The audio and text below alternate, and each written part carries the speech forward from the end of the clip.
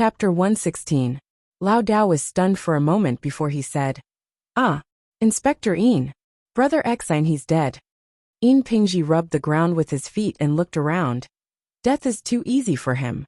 From what I see, He raised his left arm and drew a circle around him. These families are ruined because of him. He's not a good person, a demon. Maybe he's a demon. Anyone who's involved with him won't be able to live a good life. You brought this evil Taoist into the city and killed so many people, including my niece. I'm going to kill you and rid this world of evil. As Yin Pingji said this, he exerted force on his wrist. He unsheathed his saber, revealing the bright edge of the blade that reflected the sunlight. Lao Dao narrowed his eyes. Lao Dao raised his hand to block, saying, "If you want to kill me to vent your anger, just jump over and kill me." "Why say this? Lao Dao, I think you're afraid. You're afraid that Brother Xine isn't dead yet. If you act rashly, you won't be able to turn the situation around, am I right?" Yin Pingji frowned. He looked around and sneered. "Not dead? Someone told me that a white-clothed demon smashed his corpse last night. Why isn't he dead?" Lao Dao sighed.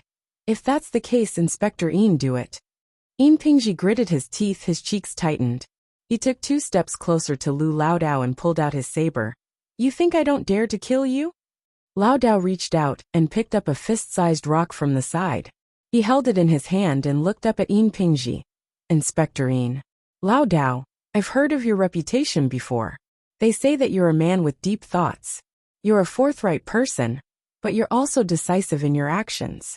But as for your niece, you can't be sure if she's been harmed by Brother Xine. Now, I'm also afraid that Brother Xine is still alive and will seek revenge on you. But even so, you still want to tangle with me, Lao Dao. How could a person like you lose his mind and do such a thing?" At this point, Lao Dao sighed. "Don't tell me you've gone against the rules of human relationships and started having feelings for your niece?" As soon as he said this, Yin Pingji's expression suddenly changed. First, his body swayed, and then he slashed with his saber. "I'll chop you up, you old coffin." This slash used up all of the man's strength, drawing a beautiful arc in the air. But in the next moment, he fell to the ground with a thud. Lao Dao weighed the fist-sized rock in his hand again. The rock was stained with blood. Yin Pingji fell to the ground with his eyes wide open, as if he couldn't understand. He had been a constable for many years and had caught countless robbers. How could he be smashed by this old man? How could this old man have such great strength and speed? He felt dizzy, as if there was a big hole in his forehead. Light, sound, and wind were all pouring into it. He could only vaguely hear Lao Dao say something like, "Brother Xine's heart-piercing technique." Then he saw the rock in Lao Dao's hand smash down again. Lao Dao smashed it another 7 or 8 times, without holding back. He had practiced the water cloud force taught by Li Yunxin. Although it had only been a month, he could already feel the power of the divine heart technique. These 7 or 8 hits completely dented Yin Pingji's head. Then, Lao Dao threw the rock away and spat. "I'll let you step on it." Then, he looked around as if he had just woken up from a dream. The sun rose to the middle of the sky. The bright sunlight made him dizzy. A few people not far away stood up and stared at him in shock. Lao Dao felt his mouth was even drier. A wave of anxiety rose from the bottom of his heart and made his chest feel stuffy. He turned around twice and found a few people were also looking at him. But when they met his eyes, they looked away, as if they were afraid of him. He bent down and tore off a large piece of cloth from Yin Pingji's body to make a bag. Then he found a few things from the ruins and put them in the bag and tied it on his back. In fact, they were all inexplicable small things. For example, half a porcelain plate, a wine cup, and a corner of a straw mat on the Kong bed. He didn't know why he picked them up, but he felt more secure with them on his back. There was always something familiar with him. Then, Lao Dao left the city of Wei where he had lived for decades. When he was in the city, he walked very fast, afraid that someone would catch him. But in fact, no one paid attention to him. Even if someone reported him to the authorities, they didn't have the energy to deal with a single murder case. After all, there were too many things to deal with. So he smoothly left the city. Out of the city, he walked on the official road for an hour and turned into a small road. Li Yunxin had walked this road before. He walked along the road until he reached the pier by the Wei River. But halfway through, Lao Dao turned to another road in the east. This road was close to the Wei River and was full of water vapor. The trees on both sides were lush and green. The leaves of the forest covered the sky above the road, and only occasional specks of sunlight leaked through. He walked on the boulevard for a while. The heat from the long journey gradually disappeared, and he felt refreshed and comfortable. After walking for a while, he saw a jujube tree by the roadside. The flowers had withered, and only green dates the size of a thumb grew.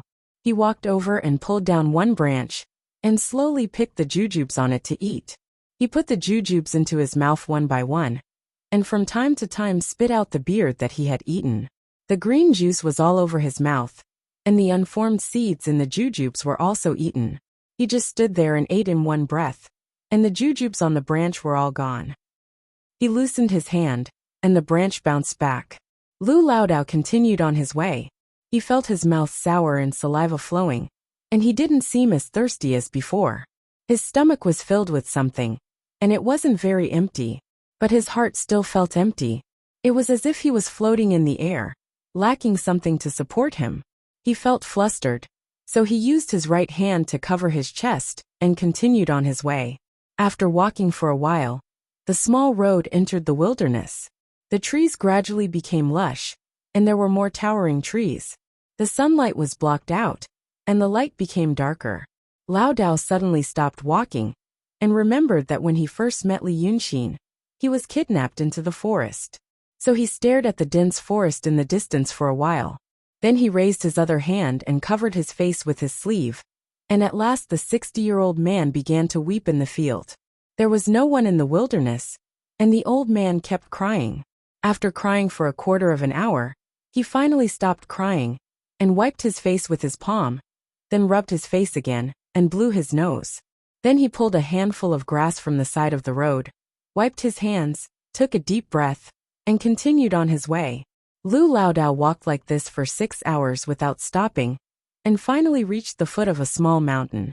Although it was a small mountain, it was still 300 to 400 meters high. The top of the mountain was also shrouded in a faint mist, and it had a very dusty feeling. A half-collapsed stone tablet was hidden in the weeds, and a small road climbed up to the waist of the mountain.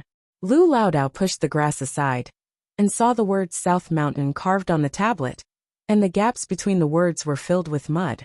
He turned around and walked up the mountain. After walking for another 2 hours, he finally reached a small temple halfway up the mountain. Shirquizi was bent over, holding a large broom, and sweeping the flat ground in front of the temple. On one side of the ground were 5 or 6 beds of green vegetables, green and green. On the other side was a yellow pine tree, and one more step would lead to a cliff, shrouded in clouds and mist. Under the pine tree was a wooden table, 2 stools, and a wooden plate with half an uneaten sweet potato on it. Lao Dao stood there, looked at Shirquizi for a while, and spoke in a hoarse voice. My real name is Lu Gongzan, and I was a bandit in my early years, nicknamed Ghost Teller. I just killed a constable, and I have nowhere to go. Do you dare to let me go? After saying this, he fainted under the surprised gaze of Shirquizi, who had just turned around.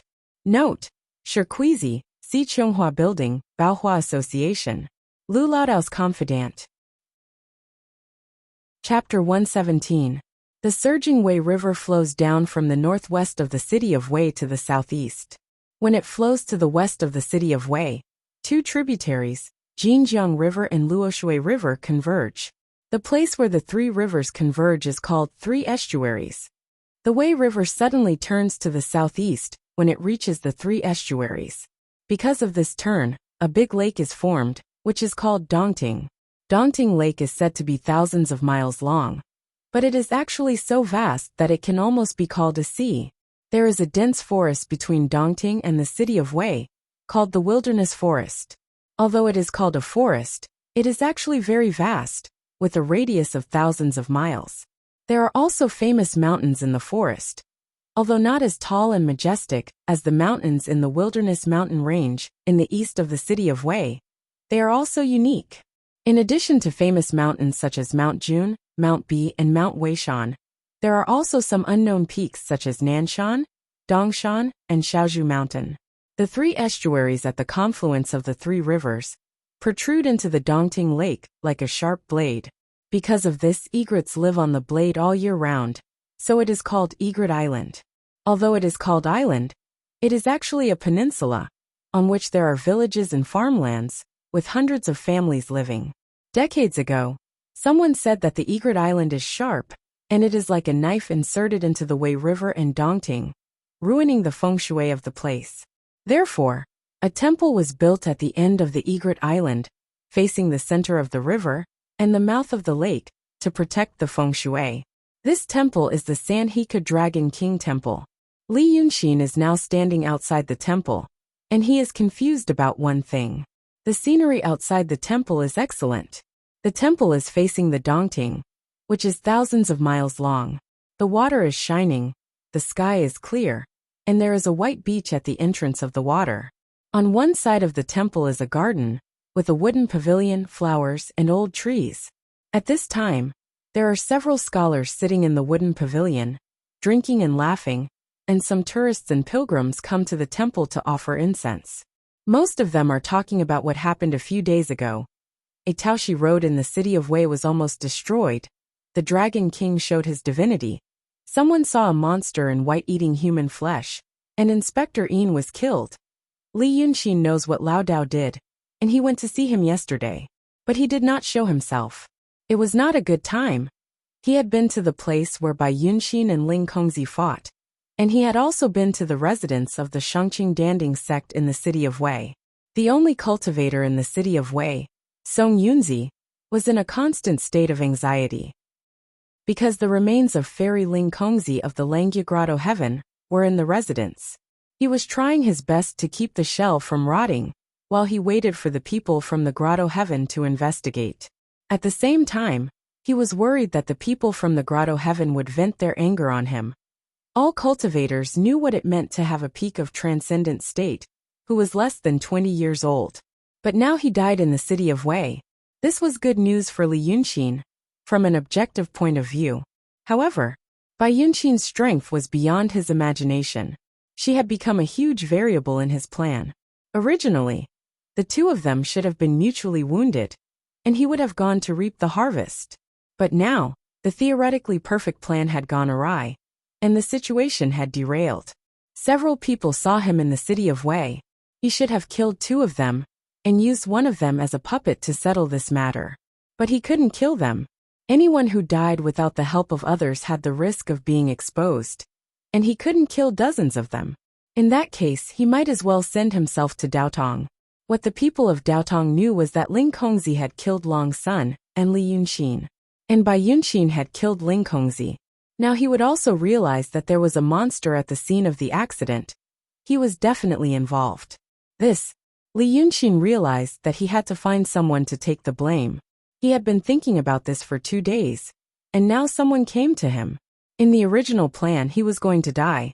He would let Lu Ling kill the 9th young master, and then let Lu Ling kill him. After killing him, Lu Ling would definitely destroy his soul. At this point, no one would doubt that his soul was really gone. To kill the 9th young master, he used the sword that Bai Yunxin gave him. To kill him, he used the sword that Bai Yunxin gave him. During this period, he used the sword to cut off his finger, which was to lure her. The soft armor and the sword were made of the monster's scales and feathers, which were connected to his qi dynamic. Bai Yunxin gave him the sword so that she could find him in the future. In the end, he and Lu Ling delayed for a long time, and finally Bai Yunxin came. So he wanted the two to fight, and he went to possession. In fact, the moment he was killed by Lu Ling, the plan was completed. The most difficult part was to kill the 9th young master. Lu Ling was very powerful, and he easily achieved this. The 9th young master, or the whole dragons, or all the mythological beasts, were different from all the other creatures in the world. For example, humans had a body and a spirit. Although the two were combined, there was still a soul after the death of the body. If the body was damaged, the spirit might not be damaged. If the spirit was damaged, the body might not be damaged. However, the mythological beasts only had a dharmakaya. the body was the spirit, and the spirit was the body. A body could change into its original shape, and it could also change into a human shape. If the spirit was strong, the body would be very strong. If the body was damaged, the spirit would be damaged. Therefore, when the ninth young master or the mythological beasts died, they died completely. Not even a ghost was left. Although there was no ghost, there was emptiness. Li Yunxin called it Godhead. He didn't know how many people in the world knew this secret, but his parents never mentioned it. It seemed that Lu Ling didn't know it either. Bai Yanjun told him this secret. Therefore, possession of the dragon son was actually a very simple thing. Godhead was like an official position. The name of this position was Qi-wen. After the death of the ninth young master, this official position was empty. But this thing was like fortune and luck. It was illusory. You couldn't see a chair, an empty space, or a golden seal. You needed a key. The ninth young master gave his reverse scale to Li Yunxin, but it actually became Li Yunxin's possession. He died, but the soft armor was kept. This was the key. He integrated this key into his body made of yang qi and spiritual power, and then opened the door, which was the official position. He became Qi-wen. He wasn't sure whether the ninth young master was the original Qi-wen of the first generation, but he was clear that he was indeed Qi-wen. Except for appearance and memory, he had nothing to do with his original self. But for Li Yunxin, this was not a terrible thing. He had even experienced more terrible things. For example, time travel. He was already a divine beast, or a demon, so he needed the power of faith. Because the original ninth young master was dead, the 37 portraits had lost his spiritual qi. Because the original Wei River Dragon King was also dead, the statues in the temple that used to worship the former Wei River Dragon King also lost their spiritual qi. But Li Yunxin didn't want to expose himself before things were clear. Today, he came here just for sightseeing. But when he came to the front of the Sanhika Dragon King temple, he found the statue that should have been empty. It was taken by someone else. This made him very confused. Chapter 118. In fact, this was also an unusual and ordinary thing. In this world, there were many taboos for mortals. For example, don't talk about ghosts and gods at night, and don't worship anything in human form. After a long time of talking and worshipping, the power of vow would be generated.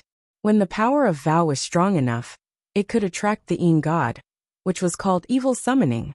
The Yin god was not a god, but something that did not belong to humans and had some dharma power. It could be a wild ghost that lingered in the world of the living, or a monster that had just gained intelligence. You didn't know if it would attract good or bad things, so it was troublesome. A place like the Sanhika Dragon King Temple was a good place for the Yin god. The ninth young master was dead, and the spiritual qi on the clay statue dissipated. Mortals could not feel it, so they still came to worship. But the Yin god could know that this place had no owner. But even so, cats and dogs did not dare to take over the statue, because this place used to belong to the Dragon Son and the Wei River Dragon King. Maybe it was because the Dragon Son was not satisfied with the offerings, so he took back the spiritual qi. Or rather, even if the Dragon Son was no longer here, there would still be equally powerful demons and monsters who would come to fight over this treasured land. Anyone with a clear mind wouldn't be in such a hurry to come here and make themselves the target of public criticism. But it was taken. Li Yunxin put on a white scholar's robe and stood in front of the temple for a while with a bamboo fan in his hand. He shook his head and laughed in his heart. As a divine beast, he could be considered as a demon, so he could distinguish some breaths. For example, he knew that the spiritual power on the statue in the temple belonged to a member of the Water Clan. It was not very powerful, but it was not low either. According to the standard of cultivators, it was at the peak of the emptiness state. It did not hide its power, as if it was showing off proudly. He was at the peak of the transcendent state.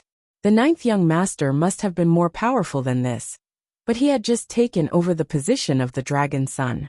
The yang qi of 300,000 people in the city of Wei, and 37 portions of incense, and wish power, were used to create his Dharmakaya, which was barely enough. He was now a large wooden barrel that could hold a lot of water, a lot of incense and wish power. He wouldn't be in so much pain and worry about his life like before, but there wasn't much water inside.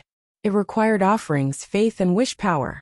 But for the time being, he had to lie low and wait for someone to take the blame. Unexpectedly, a pillow was sent to him. Li Yunqin didn't go inside. He decided to wait a little longer. He was waiting for something else to confirm his suspicions. It's afternoon, which is the best time for the scenery in this 1,000-mile Dongting. Riding on the boat, one could see the vast expanse of water.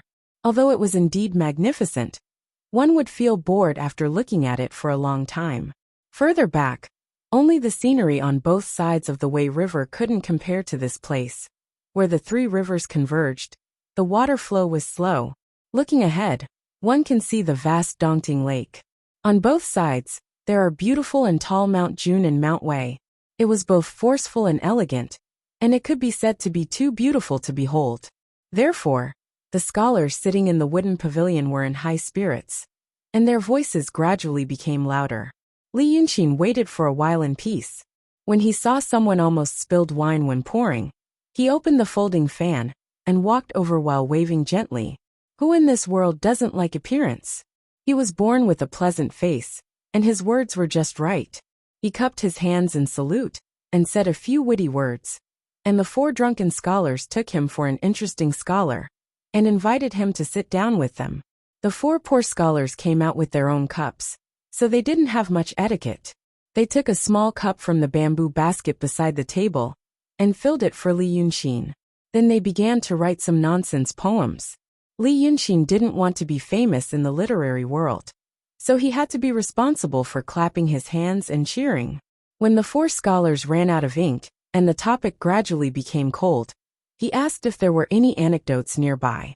Of course, he was happy to hear such a topic in the awkward silence. Bragging after drinking was a man's greatest hobby, nothing else. Therefore, the four of them said the same thing. Just this month, something that spread throughout the entire Egret continent. There were more than 100 families living in Egret continent, but it wasn't a village, but a town, Egret town. Because there were always many tourists coming and going, this town with only one long street had many tea houses, inns, and restaurants. There was a scholar in the west of the town, surnamed Du, named Zifeng, 20 years old. He also had a younger sister named Ziting. Originally, his family could be considered well off. His father was a coppersmith in the town, but because there were scholars in the family, when the eldest son was born, he didn't inherit the trade, but was told to study. This Du Ziwei was intelligent, but had an idle personality. When he was 15 years old, he became a scholar, and didn't want to improve himself. He hung out with the idlers in the town all day, calling himself a romantic scholar. So when he was 19 years old, he still hadn't married, but both of his parents fell ill.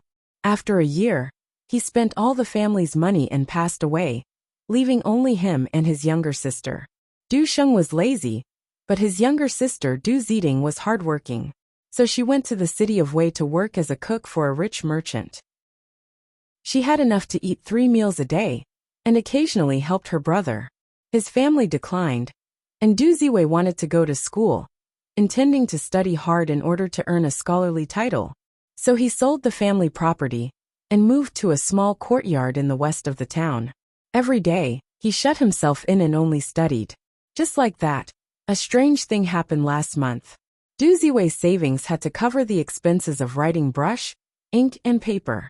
He also had to save it for next year's examination, so he used it sparingly. He usually ate 2 meals, and only 3 on New Year's Day. Most of them were coarse grains like corn cakes and rice. During winter, Du Ziwei walked on the street and saw someone selling salted fish. He couldn't resist the temptation, so he reluctantly bought one and hung it on the beam of his house. After hanging it, he didn't eat it. Every meal, he would put the salted fish on the plate, eat a mouthful of the coarse grain cake, and then lick the salted fish to eat with the salty taste. As a result, the salted fish was eaten by him for half a year, and it was still intact. But last month the salted fish disappeared. Du Sheng felt his heart ache, but he still couldn't understand. How did the salted fish disappear? When he slept, all the doors and windows were closed, and there were no cats or mice in the house. When he woke up, the rope was still intact, but the salted fish on the beam was gone. After sighing, he read and wrote as usual, and went to sleep at night. But that night, when he was half awake and about to fall asleep, he vaguely heard someone calling him from under the bed. Du sheng, du sheng. He thought that he was dreaming and didn't pay attention to it. But the next night, he heard the same call again. He sobered up and listened carefully, but he heard the voice gradually become clearer, and it came from under the bed. Du sheng, I died so miserably. This time, Du Ziwei didn't feel sleepy at all. He jumped out of the bed, ran to the wall, and pulled out the sword. He lifted the bed curtain and looked under the bed, but there was nothing. The next day, he spent some money to invite the temple attendant of the Sanhika Dragon King Temple to come to his house to exorcise evil spirits. The Taoist priest came, sprinkled some water, and performed the religious rite with a peachwood sword in his hand. Then he said some vague words and left. That night, Du Ziwei didn't hear the voice, and he fell asleep unconsciously. But he had a dream. He dreamed of a middle-aged scholar who called himself Lord Dongting. He said that the salted fish was his daughter, and her original form was a small carp. Because she offended Dragon Sun, she was beaten back to her original form by Dragon Sun, and left to fend for herself in Dongting Lake. Later, she was caught by fishermen and made into salted fish, which was bought by Du Ziwei. As a monster, the small carp died miserably, and its body couldn't be buried, so it gathered a kind of resentment, which made its soul always attached to the salted fish. After Du Zijin licked her every day, fed her with food and channeled his human qi into her, she gradually regained her power. Yesterday, she told Lord Dongting where she was in a dream, and today her father came to find her. Lord Dongting told Du Sheng that he could dig under his bed. If he dug up a salted fish, he could keep it in clean water for 3 days, and then one night, he would take the salted fish to Dongting Lake and turn it over 3 times. Du Sheng had this dream. When he woke up, he went to dig under the bed and found a salted fish. It was the one that had been hanging on the beam, so he did as he was told. 3 days later, he took the salted fish to the lake and turned it over 3 times. The salted fish turned into a big carp with red scales and jumped into the water. After nodding to him 3 times, it dived into the water and disappeared. That night, Lord Dongting came to him in a dream again, saying that Du Sheng had done him a great favor, and that 3 days later, he would give him a big reward. That was today. When Du Sheng told others about this, they thought he was joking, that he was having a fit of hysteria. Du Sheng was not annoyed. He only said that he could come to his house tonight, so that he could know what he said was true. Hearing this, Li Yunxin blinked. This was interesting, because the name Lord Dongting, it didn't sound like any Tom, Dick or dog. Chapter 119. When the sun was about to set, Li Yunxin was already standing by the street. Du Ziwei's current residence was just a house and a yard. The yard was just surrounded by a bamboo fence with a low bamboo door. There were some flowers and plants planted by the fence, and now they were in full bloom. But due to neglect, the crazy grass was even more luxuriant than the flowers and plants, drowning the red and yellow flowers. Just as Li Yunxin had expected, there were already a lot of people gathered here. In this era, people didn't have much entertainment, so they were naturally curious about this kind of thing. A few days ago, there was a big demon in the city of Wei, and people should have been in a panic.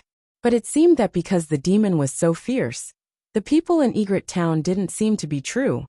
The real body of Dragon King appeared in the sky. A white crane as big as the city of Wei appeared in the night, and the whole street was destroyed. It was simply too bizarre.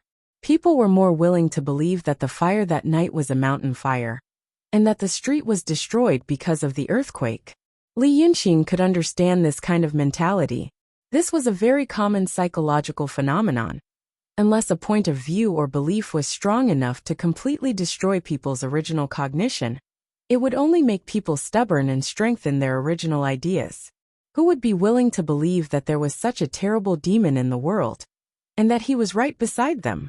Therefore, for the people in Egret town, which was hundreds of miles away from the city of Wei, the thing that Du Sheng said was really interesting. Now, Du Ziwei was standing in his yard. He spent a lot of money to buy incense table and candles, and then he placed them in the yard. On the table, there was a pig's head, a sheep's head, and a whole chicken's head.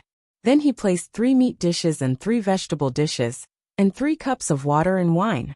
Then he filled a bowl with white rice, and inserted 3 high incense sticks. When the sky got darker, he lit the candles. The green smoke lingered, and the candlelight was dim, which really gave a solemn atmosphere. There were about 30 or 40 people on the street, gathered outside Du Sheng's yard to look at him, and only laughed at him for studying so much that he became a fool. Li Yunxin stood under an old locust tree outside the crowd, looking at Du Sheng. Actually, he was not bad looking. Because he didn't work in the field, his skin was white. There were no calluses on his hands, so people who were touched would feel comfortable. Thick eyebrows, big eyes, and a high nose. His lips were a little thin, and the distance between his eyebrows was a little narrow. But in the eyes of girls, he was indeed handsome.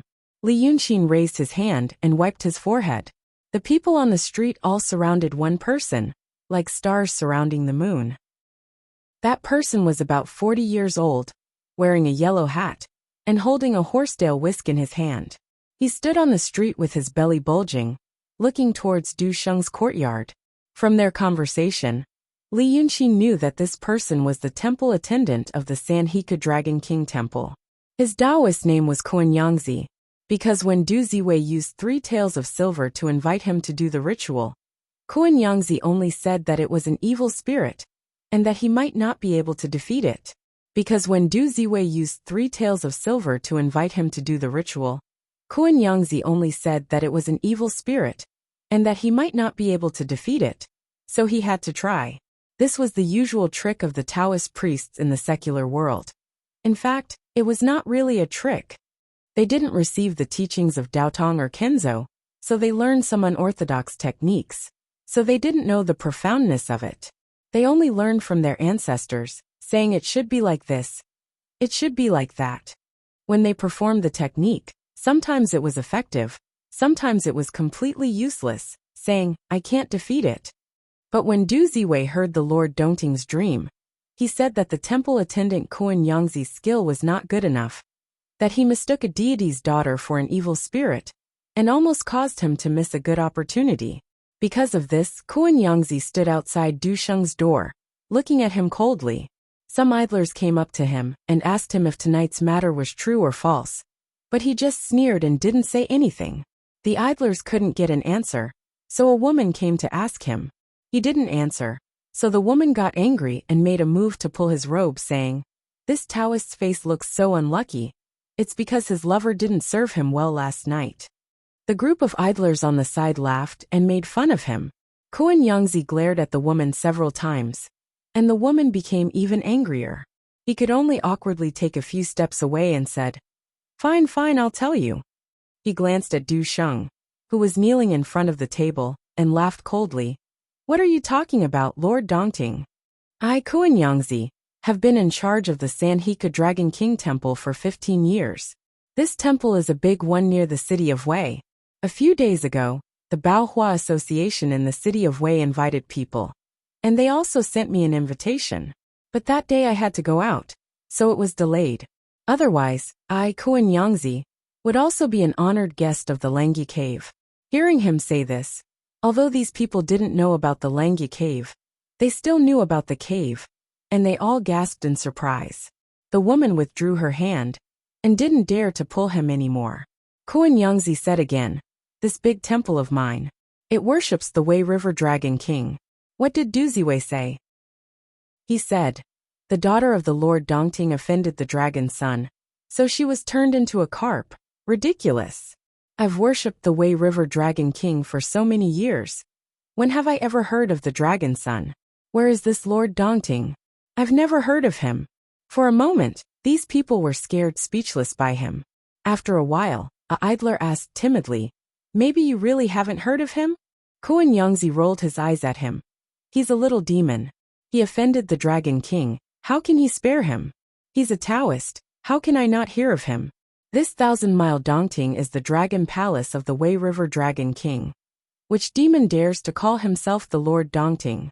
Hearing what he said, everyone was impressed. He said it loudly, so Du Sheng in the courtyard also heard it. He was sitting with his eyes closed, but now he opened his eyes slowly with a strange smile on his face. He shook his head. Taoist, you're not good at learning, so you'd better talk less. When the Lord Dongting comes to report to me tonight, and here's what you said, hee. After that he closed his eyes again. Kuan Yangzi didn't argue with him, but just snorted coldly. After they finished talking, a gust of night wind blew. The onlookers gradually stopped talking. Since they came to see, they would always think, is it true? Kuan Yangzi said something about the Dragon King and the demon, but it indirectly made people think more. When the night was getting late, the weather became cold, and the night wind blew again.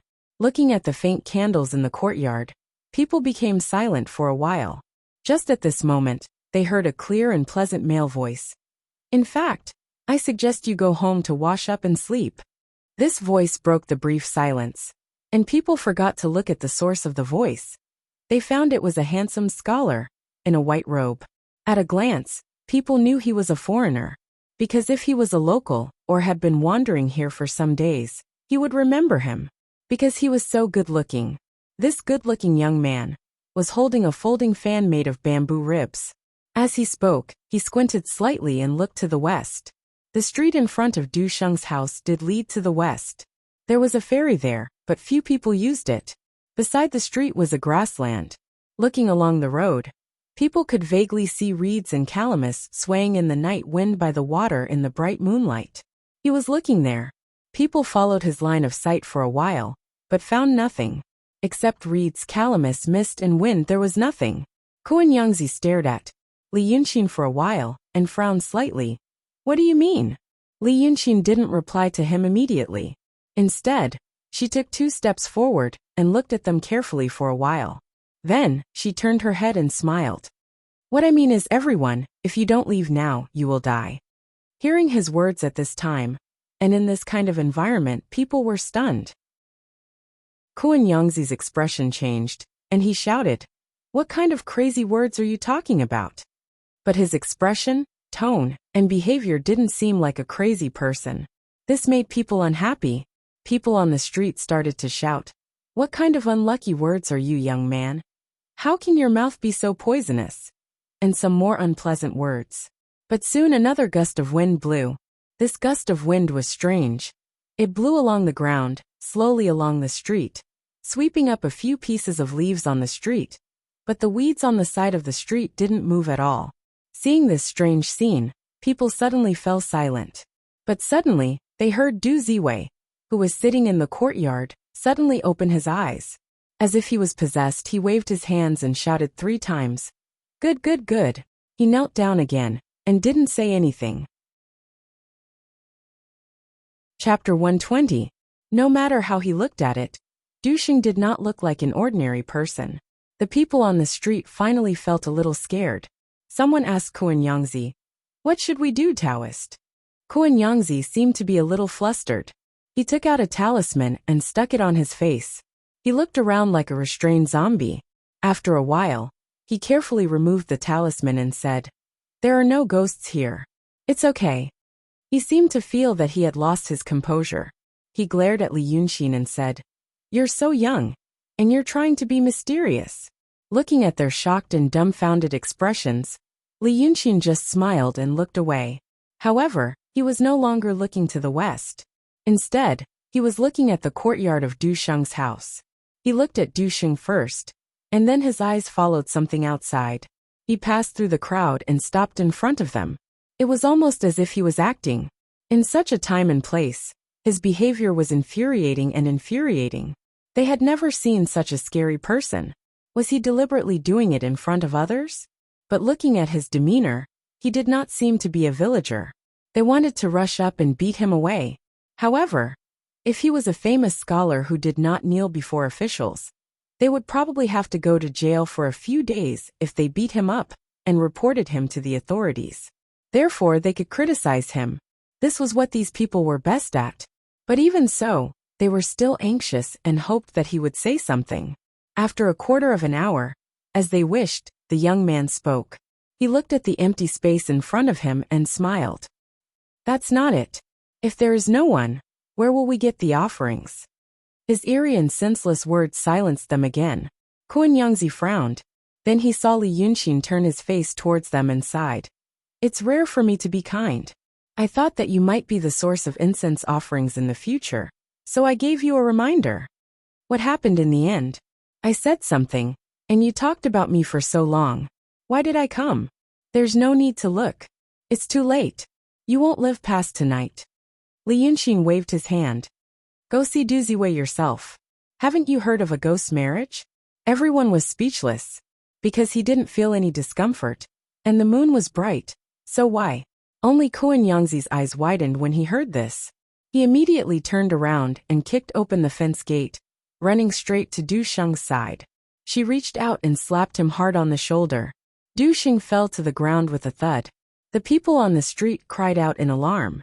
Kuan Yangzi reached out his trembling hand to check his breath. He had been dead for a long time. Kuan Yangzi immediately sat on the ground. After staring at Du Sheng's corpse for a while, he suddenly turned to glare at Li Yunxin. Why didn't you say so earlier? How many lives have you taken from us? Seeing that the Taoist priest suddenly lost his composure, everyone knew that something terrible had happened. But for a moment they were confused. They didn't know if they should leave, or ask the Taoist priest, or the young man for help. The Taoist priest gritted his teeth and stood up. The yellow crown on his head fell off. He wrapped himself in his cloak and rushed out of the fence gate, running straight to Li Yunxin. He raised his hand, as if he was going to hit him. He shouted, Why did you take our lives? Why didn't you say so earlier? This Kuan Yangzi was strong. Now that he was panicking, he gave off a strong aura.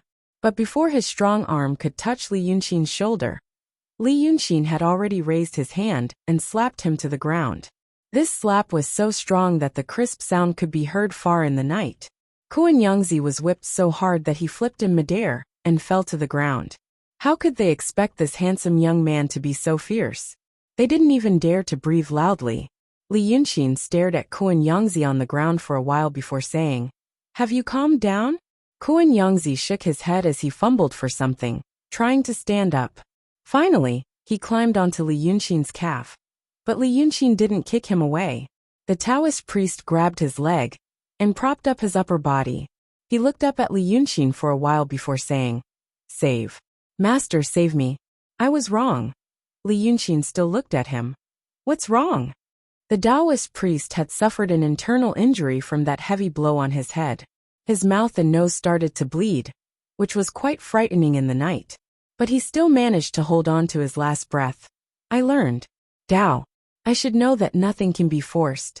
Master has already spoken. I cannot force Master you.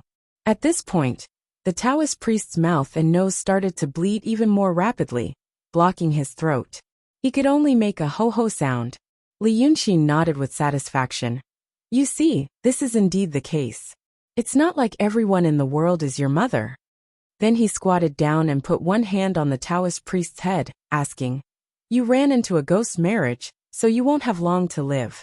But since you met me and had a predestined relationship with me before you died, I can't just sit and watch you become a wandering ghost.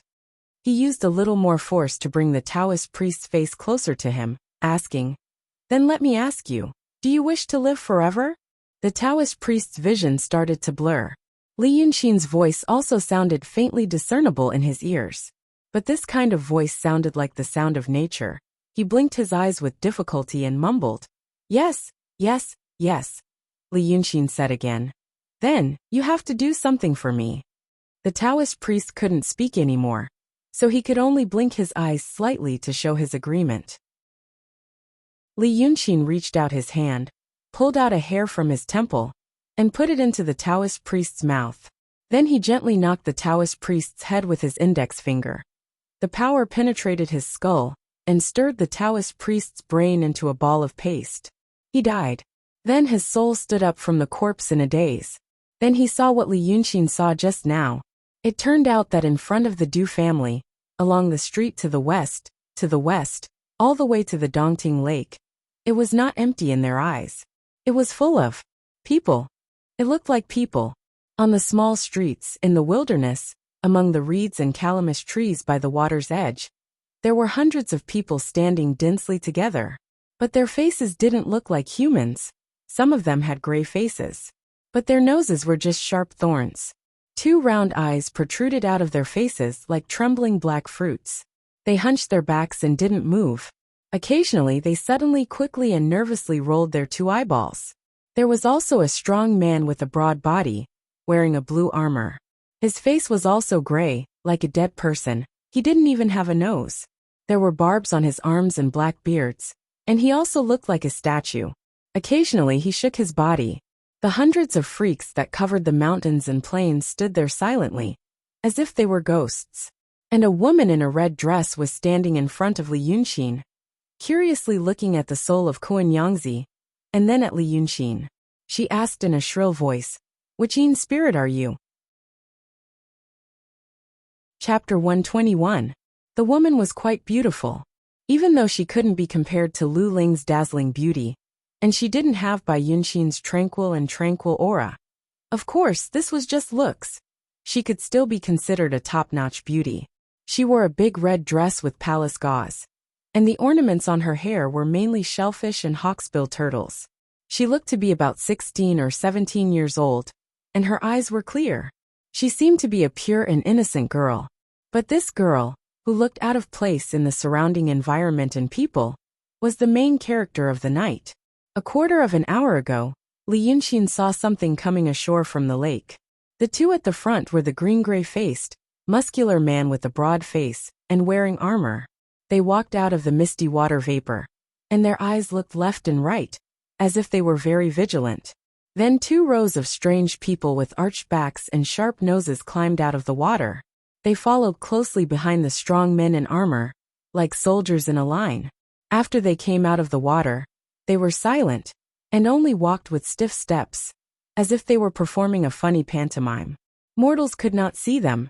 When these people came ashore and stood still in the weeds, they heard the sound. 2 chubby, soft-fleshed women came out of the water, each holding a mud-conch instrument, which made a strange and ear-piercing sound, which mortals could not hear. Then, a young maid in a white dress supported the one in front of Li Yunxin, and they walked along the street toward Du Sheng's courtyard.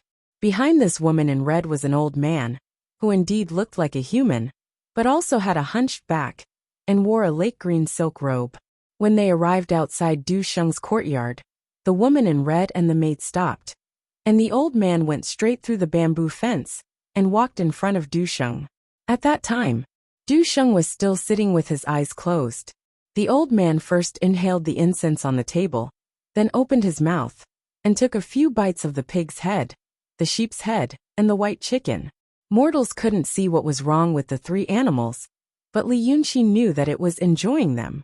Then, he reached out and tapped Du Sheng's head thrice. Du Ziwei's soul stood up. The hunchbacked old man smiled and bowed to him, saying, "Young Master Du is a great benefactor to our family's Hongyang. So the Lord Dongting ordered me to come and thank you. However, my Hongyang has been together with young master for a long time, and they have had intimate contact. Moreover, she admires young master's noble character, and wishes to marry young master. Young master, you can look outside the courtyard. If you are also interested in my Hongyang, why don't you help her achieve her goal?" Meanwhile, Du Sheng was completely unaware that his soul had left his body, and was looking out of the courtyard. He saw that the woman in red was looking at him. Her bright eyes and white teeth made her look even more charming in the night. This scholar had tasted the pleasures of men and women when he was young, but when had he ever seen such a beauty? He hastily said, "Xiao Sheng has cultivated 3 lifetimes of good fortune to meet Hong Yang. How can I dare to decline? Good. After saying this, he proudly looked at Kuan Yangzi and the people on the street. But how could those people see a soul? Du Sheng was about to stir up trouble again when the old man said, "If that's the case, quickly follow me to the Whitewood Forest's Red Flower City. The Lord Dongting is waiting for young master to feast." After saying this, he used his hand to pull Du Ziwei. As soon as he pulled, Du Ziwei became silly again, as if he had lost his mind, and finally left his body. It was also at this time that Li Yunxin said a few words to those people. But he was ridiculed and ridiculed. The old man led Du Ziwei's soul out of the courtyard, and saw the people on the street. His pair of old eyes immediately turned into crescent moons, and he repeatedly said, "Good, good. Since it's Hong Nyang's big day, let's invite these fellow villagers to congratulate her." Capturing Hong Nyang from the lake and enduring the wind, sun, and salt to get married was not in vain. After saying this, those mutants who were originally standing in the weeds came over and began to pull those idle men and women. Li Yunxin saw it clearly. As soon as those people moved, they pulled the souls out of their bodies, as if they were holding a child or a chicken or a duck, effortlessly. There was also a strange person who walked to Li Yunxin's side and reached out to pull him. But the woman in red had already seen him and waved her hand to order the strange person to step back. She walked back and forth in front of Li Yunxin a few steps, then asked, "I see that you are not a mortal. Why did you remind them to run away? Do you love these mortals and want to be a human?" Therefore, Li Yunxin answered, "Not really. If there are no people, where will we get offerings?" Hearing this, the woman in red seemed to have developed an interest in him that far surpassed that of Du Sheng. She asked again, "But they don't seem to understand your good intentions. What are you going to do?" Thus, Li Yunxin turned around and killed Kuan Yangzi with a palm strike. At this time, although the mortals on the street were still standing, their souls had already left their bodies. Li Yunxin knew that if those strange people took their souls away, those people would die a violent death. The cause of death was unknown. The woman in red stood quietly, watching him do all that and listening to him speak. She asked, "Which Yin spirit are you?" Only then did Li Yunxin smile and say, "Me? As for me, I was originally a human. Later on, I was beaten to death and became what I am today, a ghost cultivator." The woman tilted her head and looked at him, her interest growing. "Why were you beaten to death? Why weren't you taken away by the king of hell?" "Oh, because when I was alive, I liked to eat human flesh." Li Yunxin shrugged. "After killing too many people, I became a demon. When the relatives and friends of those I ate found me, they killed me. Because my killing intent was too strong, I could not enter the cycle of reincarnation. That was why I cultivated the ghost path and became a Yin spirit." The girl blinked in surprise, as if she found this very strange. The maidservant beside her had been waiting quietly, but now, she looked at the moon and said softly, "Hong Nyang, it's getting late." The girl ignored her and stared at Li Yunxin. She thought for a while and asked again, You were a human when you were alive. Why did you eat humans?" At this time, the maidservant pulled her sleeve again. This Hong Nyang did not even look at her. With a flick of her sleeve, the maidservant was sent flying more than 10 steps away. With a loud bang, the maidservant hit the bamboo fence of Du Sheng's house. Then, as if ordering a servant to serve a cup of tea, she said, "Dissect her for me." Li Yunxin did not see the maidservant's expression clearly. He only saw the hunchbacked old man in a green robe slowly walking over. He took out a small knife from somewhere and waved it at the maidservant on the ground. The pretty young lady disappeared. Only a big white carp with its stomach cut open was left on the ground. It swung its tail a few times, causing dust to fly up, and then it stopped moving. But he only smiled at the Hong Nyang and said, "The cloud has no heart. The water is leisurely. Who asked me to not have a heart in my previous life?" At that time, I did not know anything about etiquette and morality. I only felt that eating humans was no different from eating chickens and ducks. When the girl heard this, her eyes brightened. "What about now?" Li Yunxin was silent for a while. He smiled and shook his head. "In this life now, do you think I still have a heart?" The girl tilted her head and thought for a while. Then she looked up at the moon. Suddenly, her expression changed and she covered her mouth. "Ah, it's getting late. That white carp was right. My father is getting impatient." After saying this, she did not leave. Instead, she looked at Li Yunxin reluctantly. She only felt that what this person did and said just now, for some reason, was in line with her heart. It was as if this person knew everything she thought and liked. Hong Nyang looked at the soul of Kuan Yangzi who was standing next to him, and pointed at it. "What do you want him to do for you?" Li Yunxin was still smiling kindly. His smile was gentle and sincere. Under the moonlight, it was strangely attractive. "Seeing that Hong Yang is so happy, I don't have any gifts to give. So, I used a method to take the soul of this Taoist priest. I used a strand of my hair to transfer some spiritual power to him. His soul is more clever than those ordinary people. I gave it to Hong Yang as a servant. It can be considered as fulfilling his wish to live a long life." Hong Yang seemed to be very happy after hearing this. She jumped up, clapped her hands, and said, "Good, good, good, I accept your gift. You are good-looking and interesting. Let me tell you, I am the new Dragon King of the Sanhika Dragon King Temple. If you want to see me, go there and call me. Maybe I will see you? Hey, I'm leaving. You are not allowed to leave. I still want to play with you in the future. If you dare to leave, I will ask someone to cut you open." After saying this, Hong Yang turned around and left. It seemed that she was really afraid that the Lord Dongting would be anxious. It only took a few seconds for the two of them to talk. At this time, the people on the street saw that Li Yunxin killed the Taoist priest. They all widened their eyes in fear and wanted to run away. But soon, they found that they could not move, as if they were controlled by something. When they finished talking, Red Madam turned around and left. The mutants who were with the mortals also escorted their ghosts away. Therefore, there was a series of crashing sounds. These 40 people fell to the ground one by one. They were all dead. The night was eerily silent. Li Yunxin was still standing under the tree, watching the mutants all over the mountain return to the water. The night became cold again. Then he slowly patted the bamboo fan in his hand, walked through the corpses on the street, and slowly walked along the road. What on earth was the Lord Dongting? Although he had been near the city of Wei for less than 2 months, it was normal that he did not know about the big demons nearby. However, the Lord Dongting, was he in the waters under the jurisdiction of the 9th young master? This Hong Yang was undoubtedly the daughter of the Lord Dongting, who was pickled like a salted fish. Her manner was even grander than that of the 9th young master. What kind of person was the Lord Dongting? Such a person, in the Wei River, in the Dongting Lake, the arrogant big demon, the 9th young master, never mentioned him. He seemed to be a big guy. Li Yunxin knocked on his palm with the folding fan, and stopped walking. Suddenly he laughed happily. His daughter dared to occupy the temple of the Dragon King. But no other Yin spirit caused trouble. A few days ago, he tried to find the translucent jade slip left by the 9th young master, but he could not find it.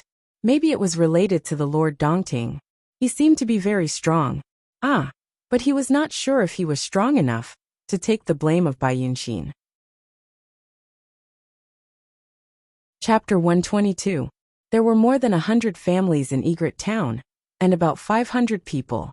More than 40 people died in one night. Since they were all related to each other, the whole town was in mourning during the day. In normal times, this would definitely be a big case that would shock the prefecture government. But at this critical juncture, who would have the time to care? Magistrate Zhao was planning to go north, and the 3 magistrates were also busy dealing with the disaster in Weicheng. After all, such a big thing happened in one's jurisdiction, and the future was bleak. So on the 3rd day, only 1 constable came from Weicheng with 3 officials. They first talked to the clan elder and the bodyguard. After that, they just treated it as a natural disaster. Don't make trouble again. Otherwise, the officials in the city would be worried, and they might arrest all of you and interrogate you for money and murder. This act of scaring, then there would be no way to cry and complain. At this time, people remembered the miraculous event that Du Ziwei mentioned. So the 3 words Lord Dongting became the most frequently used words in Egret town. This was the result that Li Yunxin wanted. If there was really a person called Lord Dongting, and he was a powerful low-key demon, then people in Egret town would definitely know about him. Maybe they didn't know what Lord Dongting was, but someone must have heard of him, or directly or indirectly contacted him. Now that something like this had happened, people would start talking about him, and a lot of old things might be dug up. Li Yunxin was very sure of this, because he was also looking for the temporary imperial residence of the ninth young master. He already had some understanding of the temporary imperial residence, so he knew that the ninth young master took Lu Ling's ancient book of Luo and the feather robe into his temporary imperial residence. But he might not have brought the temporary imperial residence with him, and it should be somewhere else. Li Yunxin had the reverse scale of the ninth young master, so he followed the aura and went to the place where the temporary imperial residence was supposed to be. It was gone. Someone had taken the palace before him. He didn't have a clue before, but now he realized that the most likely person was the Lord Dongting. The book of Luo and Yue were fine, but there was still the translucent jade scroll. Someone actually wanted to take advantage of him. This was simply outrageous. Therefore, after successfully bringing up the topic, Li Yunxin spent the next few days walking around the town, listening to the people talking about the Lord Dongting. Right now he was sitting in a tea house, savoring a cup of tea. It was afternoon, and the sun was shining brightly. The weather was neither hot nor cold, and the warm breeze carried the fragrance of flowers and plants. He sat at a table by the window and looked out at the bluestone street sprinkled with mottled shadows of trees and sunlight. Looking to the west, you can see the white light on the horizon. That is Dongting under the sun. Tier's bamboo fan was placed on the table. Steam was rising from the half cup of tea. He heard a few people at the neighboring table talking about the Lord Dongting. However, it was obvious that he was talking nonsense. Many things were illogical and common sense, and they were speculating about demons with human thinking. Many people swore that they had heard about the Lord Dongting, or someone close to them had heard about the Lord Dongting. However, once they asked carefully, they found that my friend and my relative were completely untrue. Li Yunxin was a little annoyed, so he planned to get up and eat something. In fact, he was eating now because he was greedy. His body was his spirit, and it could be strengthened by the power of wish. Although he could touch it, he could also pass through the wall like a ghost as long as he thought about it. However, it didn't feel good. However, there was no Munan restaurant in this town, and the food was not to his taste. Therefore, he stood up and hesitated for a while, thinking about whether he should use his supernatural power to find a restaurant in the city of Wei. In ancient times, Liang traveled to Europe to feed pigeons. Today, Dragon King Li traveled to the city of Wei to have a sumptuous meal. It was also a good story. However, at this moment of hesitation, his ears keenly captured a voice in another corner of the tea house. After this, it's not good to go to Taoist Li's banquet. After all, there are things to take care of at home. It's hard to say. It's said that he has a new beautiful concubine. It's hard to refuse, I'm afraid he. There was nothing unusual about these words, but the voice was lowered. It was this detail that made Li Yunxin turn his head subconsciously and look at the person who spoke. With just one glance, he realized that something was going on. The three men who spoke were in their 40s or 50s, and seemed to be from wealthy families. Considering the population and economic situation of this town, they should be the heads of families, or have their own business. Generally speaking, they were the middle class, and the elite of this town. There was nothing unusual about these three old men gathering together to brag, or discuss some matters, however. Many details told Li Yunxin that they were a little nervous. It was not because of the surrounding environment that brought them pressure, but because of what they were discussing. The fine wrinkles at the corner of their eyes, the corners of their mouth, and the Adam's apple all told Li Yunxin this conclusion. What he was talking about was something that they were looking forward to and excited, but it also made them feel ashamed and uneasy. And he mentioned the words Taoistly. Li Yunxin sat down again and quietly picked up the half cup of tea. She quietly pricked up her ears to listen. After an hour, the three people left the tea house. Li Yunxin stood up and also followed them out of the door with his folding fan. The people on the street all looked distressed, and the three people walked out in a hurry. They walked along the long street for a while and went straight west. Li Yunxin was more and more sure that he followed the right people. They were walking in the direction of Du Sheng's house. More than 40 people died there, and people said that the murderous aura was too strong, and it was too late to avoid it. But the three people didn't care. It seemed that they were going to the ferry over there. They boarded the boat from the ferry and traveled on the water for an hour. Then they arrived at Mount June. He followed the three people out of the long street. And when there was no one around, Li Yunxin shook his body, turning into a middle-aged scholar with a long beard. He had a handsome face and wore a white brocade robe. After a few steps, one of the three people turned around and saw him. So he stopped and didn't go. When Li Yunxin slowly walked over, he stopped him and politely asked, "Friend, you look unfamiliar. Where are you from? And where are you going?" The speaker seemed to be the backbone of the three. Li Yunxin had confirmed this in the tea house. He was a slightly chubby middle-aged man, and his family ran a hotel. He was called Shopkeeper Ding. Li Yunxin blinked and looked surprised. "Ah, I'm from the Tang of the East, and I'm going to Mount June in the West. You are. Can't you go there?" Shopkeeper Ding exchanged glances with the other two people and said, "The Tang of the East? I've never heard of this place." He thought for a moment, and then said, "Friend, why are you going to Mount June?" "Sightseeing." Li Yunxin said, "I travel all the way in the world just to collect anecdotes, so that I can write a novel. I heard that the 1,000-mile Dongting is a magnificent scenery in the southeast, and Mount June is also one of the 8 sceneries in Dongting." Speaking of this, Shopkeeper Ding hurriedly interrupted him. "Do you really have a lot of anecdotes?" Li Yunxin opened his eyes wide in confusion. Of course." Shopkeeper Ding was overjoyed, and he clapped his hands and laughed. "Good. Since you come to Mount June for sightseeing, we can also be regarded as half a host. Let me introduce you to a first-class romantic figure. How about it?" Li Yunxin laughed in his heart. If it's a romantic figure, then I'd like to meet him. How dare I disobey?" Seeing his forthright behavior, the three people were even happier. They immediately took his hand enthusiastically and led him all the way to the ferry. Chapter 123. When they arrive at the ferry, it turns out that a boat has been waiting for them. A man wearing a water suit and a bamboo hat stands at the bow of the boat. He has no oar or pole in his hand and doesn't speak. Seeing the 4 people coming, he looks up and points at Li Yunxin. It seems that he is asking why there is one more person. The man seems to be very pale. His face is blue as if he is seriously ill. He has a long and thin face with sharp edges. He always looks a little familiar. Shopkeeper Ding smiles and bows to him, saying, "I met a wonderful man on the way. He has some strange stories. I'm going to introduce him to your Taoist." The man stops asking and gets out of the way from the bow. The 3 people get on the boat easily. The boat sinks slightly and makes a circle of ripples on the water.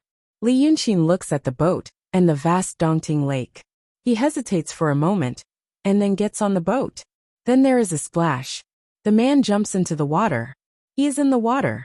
His body is bending and his legs are kicking fast. He is actually swimming in the water and pushing the boat. Shopkeeper Ding laughs. This young man has a weird temper and is not easy to talk to. "Well, what's your name?" "Oh, I'm Li Xuanhuan." The boat is sailing on Dongting, and the sun is gradually tilting to the west. The blazing sun becomes soft and dim. The sparkling waves on the lake are really like fish scales. It is the first time for Li Yunxin to see such clear water. Not far from the shore, he can even see the water grass at the bottom of the lake. However, the boat gradually goes deep into the water and becomes a piece of deep jade. In the distance, he can see Mount June. Mount June is actually an island with a lonely peak on the island.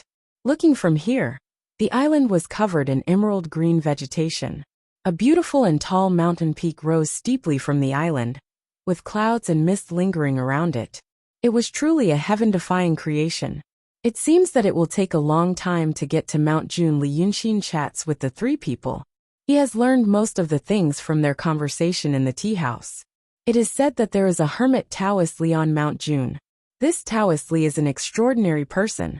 Perhaps it was a descendant of a wealthy merchant who was disillusioned with worldly affairs and brought his wealth to Mount June to build the School of the Emperor Star. The School of the Emperor Star was built against the mountain.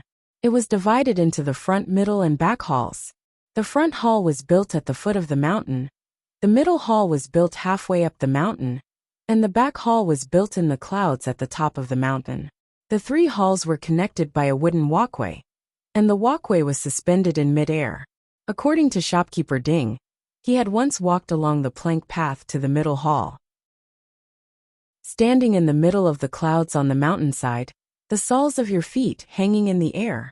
The surrounding vegetation was verdant, and there was a vast expanse of mist in the distance. I felt like I was in a fairyland. As for Taoist Priestley, at the end of every month, he would invite the local scholars to the school of the Emperor Star. He had only one hobby, listening to stories. He invited them to the front hall, served them refreshments and tea, and invited them to tell stories. If he heard a novel or interesting story, he would ask that person to point out 3 more friends to go with him to the middle hall. According to shopkeeper Ding, there were delicacies that could make people swallow their tongues, as well as other wonderful things. Li Yunxin knew about these things. She was scheming and had an ulterior motive, so she started to lead the 3 of them to talk. He instinctively felt that this Taoist priest Li might be related to the Lord Dongting in some way. How could such a strange person, who had created such a scene on Mount June, how could he not be related to the Lord Dongting? Perhaps this was a breakthrough. The 4 people chatted, and gradually became familiar with each other. The other 2 people who had been quiet also became interested. The dark-faced, thin, and tall one was called Officer Zhao, and the chubby one was called Officer Sunday. Li Yunxin sat firmly on the side of the boat and asked, "Is there a story behind the name Mount June?" Officer Sun casually said, "Ah, it's because of the Lord Dongting. I heard people talking about the Lord Dongting in the town these days. Is there such a story?" Li Yunxin's heart skipped a beat, but he still asked with interest, "Does Brother Sun know the story?" Officer Sun hesitated for a while and shook his head. "I'm not afraid that you will laugh at me. This is a story passed down in my family. I don't usually talk about it. But today, I hit it off with you."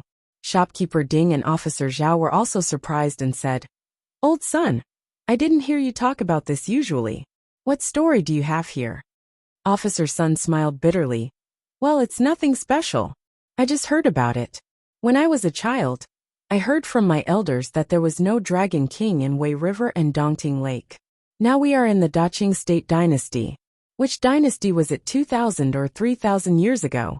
Well, it was none of them. At that time, we were called Nan's 100 Kingdoms. Then a deity appeared in Dongting Lake. He was called Lord Dongting. He helped the monarch of Wei Kingdom to pacify the Nan's Lake. Gradually the territory of the Daqing state came into being. At that time, it was said that Lord Dongting lived on Mount June. This mountain got its name from him.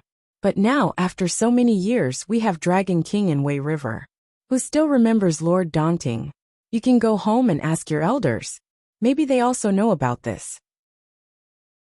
Hearing this, shopkeeper Ding frowned and thought for a while. Then he clapped his hands. "That's right. I really remember him.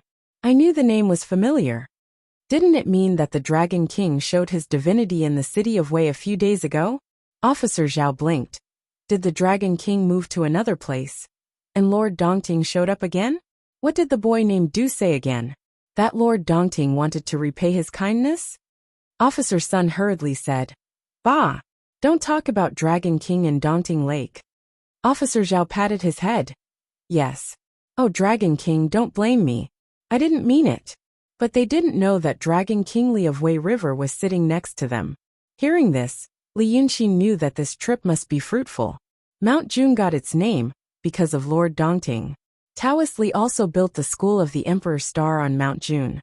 There must be some connection, but he didn't think it was a coincidence. In his opinion, except for extremely accidental and isolated events, all coincidences and accidents must have a reason. For example, Officer Sun happened to know the story of Mount June. It was also because he stayed in Egret Island for a long time and deliberately chose the 3 people who were most likely to know the secret. This was not a coincidence. He was now walking in the capital of Li Kingdom, but Officer Sun just happened to pester him and talk about the story of Mount June. This was a coincidence. After chatting for a while, the boat arrived at the dock of Mount June. From afar, they saw a servant waiting at the dock. When the boat docked, the white and soft servant didn't say anything. He just smiled and bowed, leading the 4 people forward. The 3 of them were not surprised. But Li Yunqin deliberately looked at him a few times, and then smiled slightly. In front of the dock, there was a stone path leading to the forest in the distance along the snow-white beach. In the forest, they saw a stone gate archway with 2 leaping stone fish carved on it. There were stone lions guarding on both sides. On the archway, there were 3 ancient characters, School of the Emperor Star.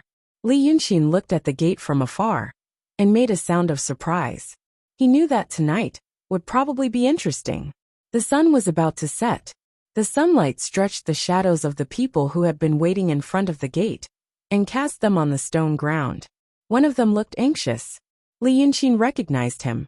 He was the emptiness state cultivator of the Pill Cauldron sect in the city of Wei, Song Yunzi. *****. Note 1. Diving suit. A one-piece diving suit made from shark skin by the ancients. The surface is smooth and warm.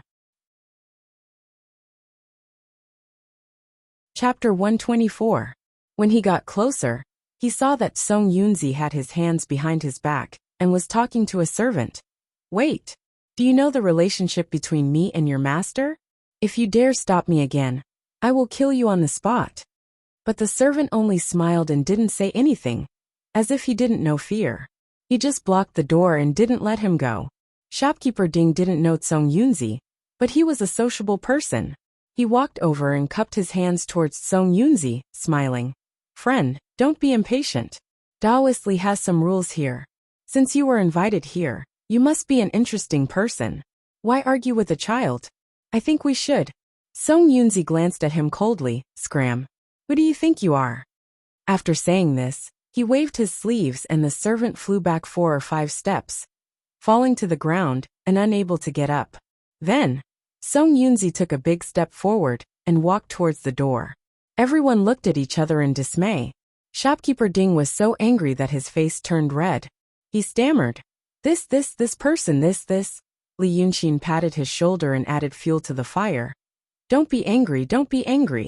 Didn't you see that he was wearing a Taoist robe? He was also a cultivator of immortality. What if he killed us? Shopkeeper Ding panted and stared at Song Yunzi's back. Bah! This kind of person doesn't deserve to cultivate. How does Taoist Li have such a friend? Although angry, the 10 people outside followed Song Yunzi into the door. Only Li Yunqin was walking behind. When she passed by the manservant, she grabbed him and pulled him up. The servant was still smiling when he fell to the ground. He stood up with blood dripping from the corner of his mouth, but the smile on his face didn't change. Li Yunqin also smiled at him and followed the others.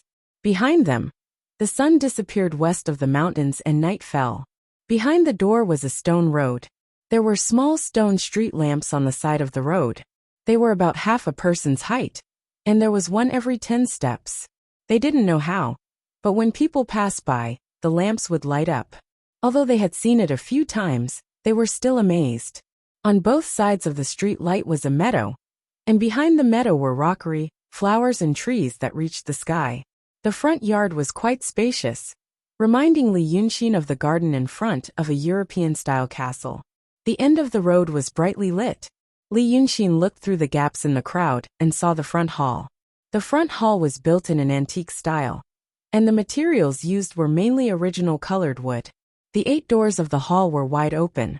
Behind the door was a spacious hall with a wooden floor and a short table. It was very similar to the second floor of the Qionghua building.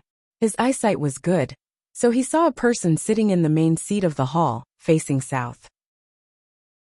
He gently stroked his beard with 2 fingers and smiled at the crowd. This must be Taoist Li. Looking at his face, Li Yunqin could only tell that he was a handsome middle-aged man. But he couldn't tell his age. His smile was kind, but there was a hint of majesty to it. She wore an apricot yellow Taoist robe, and had her hair combed into a bun. There was a jade hairpin in her hair. There was nothing special about her attire. At this time, Song Yunzi strode to the front of the hall, and went straight into the hall, saying, Brother Li, there's trouble. Li Yunqin slightly raised his eyebrows. He thought that Song Yunzi was just joking when he said he was friends with Taoist Li.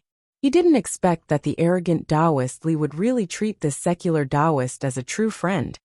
He even thought that Taoist Li was superior to him. This Taoist Li seemed to have some skills. At least the street lights that lit up just now weren't something that a rogue Taoist could easily learn. Taoist Li was not surprised at all after hearing Song Yunzi's words. He still smiled and put down his hand, saying, "Brother, why are you so alarmed? What trouble is it?" His voice was very pleasant to hear. But he spoke very slowly. Every sentence was slow and unhurried. When it entered the ears of the listeners, it made them feel as if their whole body had lost all strength. They just wanted to sit quietly and listen. At this time, Song Yunzi displayed the bearing that a cultivator should have. He didn't put the mortals behind him in his eyes. He looked at the table in the hall, then at Taoist Li, who was sitting in a dangerous position. He seemed to be used to this, and knew that he couldn't do anything about it. Thus, after a moment of hesitation, he sighed and walked to a table, then knelt down and said, "Brother Li, that fairy Ling Kong's Dharma body is gone. The people from the heavenly abode will probably come in a few days. How can I explain it to them?" Fairy Dharma body. When these two words entered everyone's ears, they were all stunned. Although they didn't know the inside story of what happened a few days ago, they had heard rumors about the battle between the immortals, the Dragon King, and the demons. Now that they heard these words, 3 of them stopped in their tracks. After a moment of hesitation, they nervously smiled and cupped their hands toward Taoist Li, saying, "Taoist, since you have an urgent matter, we won't disturb you tonight." Taoist Li still had a smile on his face. He nodded slightly and said slowly, "Good, good, good. Go, go, go." The 3 people hurriedly turned around and wanted to leave. Song Yunzi glared at them and shouted, "Don't seek death." The 3 people trembled and said, "Yes, yes, yes." They hurriedly ran away. The remaining 6 people, including Li Yunxin, didn't know whether to advance or retreat. These people probably didn't know the seriousness of the matter. They weren't very quick-witted. They also coveted Taoist Li's feast. They really loved the pleasure of their stomachs and bodies. At this moment of hesitation, Taoist Li smiled again. "Friends, why don't you sit down? It's not a big deal. It's just a small problem." Song Yunzi became anxious. "Brother Li, it's not a small matter. That's..." Taoist Li raised his hand to interrupt him, smiled and said slowly, "I have my ways. Don't worry. First, let's get down to business. Come, my friends, take your seats. Oh dear. I have a new friend." Hearing their master say this, the 5 people slightly calmed down. Without looking at Song Yunzi, they each picked a seat and sat down. Once Li Yunxin was seated, shopkeeper Ding said, "I'll let Taoist Zhang know that we met this Brother Li by chance on the road. Brother Li came from the Tang dynasty of the East, traveling all over the world to see the beautiful scenery and collect anecdotes. I heard that Taoist Li happened to be in the same place, so I came along." Song Yunzi, who was full of anxiety, lost the coldness and reservation of a cultivator today. Or to some extent, he slightly approved of these people who were in the same room as him in front of Taoist Li.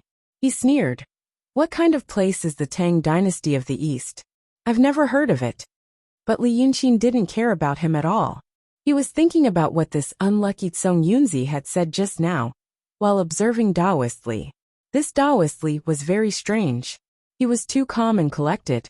This made Li Yunxin think of some people who had overhauled their faces. He was smiling, but there was almost no subtle change in his expression. It was as if his face was stiff like a mask. Taoist Li turned to Li Yunxin with a smile, and went straight to the point. "My friend, what story did you tell me? If your story is pleasant to listen to, then I will be blessed tonight." He slowly raised his hand and pointed to the mountain behind him. "I've prepared delicious food and beautiful women in the middle hall. If I like your story, the 4 of you can go up the mountain." Song Yunzi seemed to really believe that this Taoist Li had a supernatural power that could solve his problem. He temporarily suppressed his temper, took a breath, and returned to the way he was when Li Yunxin first met him, sitting next to the prefectural magistrate Li Yaoxi, with his eyes slightly closed, without sadness or joy. As for whether or not he was truly emotionless, only he himself would know. So Li Yunxin smiled and said, "Taoist Li, please. I happen to have a story that will amuse you, Taoist." This story is called Little Dragon Son Looking for Mother. Chapter 125. Hearing this name, everyone was a little surprised. Li Daozhong was still smiling and didn't blink. Oh? Then tell us. Song Yunzi looked up at Li Yunxin and sneered. What a shitty name. Li Yunxin could understand Song Yunzi's mood at the moment. He came to find his savior in a hurry, but he was forced to listen to a story. He couldn't vent his anger on Li Daozhong, so he could only vent his anger on them. As for whether it would embarrass the host, or make the host unhappy, he probably thought about it before he started cultivating. After cultivating for a long time and being flattered by others, he probably forgot about it. He said slowly, there was a little dragon son in the pond. It had a big head and a dark gray body. It swung its long tail and swam around. He didn't pay attention to the story at all. He only replaced the little tadpole with the little dragon son, and the mother frog with the mother dragon. But he told it so vividly and intoxicatedly, shaking his head. Ding Zhao and Sun felt like they were sitting on pins and needles. Sweat beads appeared on their foreheads. They thought Li Xuanhuan was handsome, and seemed to be a knowledgeable person on the boat. Why did he become like this? They wondered if there was a prize at the end of the story. If the prize was to Li Daozhong's liking, maybe he wouldn't blame them. The others thought the same as the three of them. Therefore, although Song Yunzi was frowning as he listened, he endured it, and did not say anything. He only occasionally said a few mocking words like, ha ha, or what a joke in the world, and waited for the rest of the story.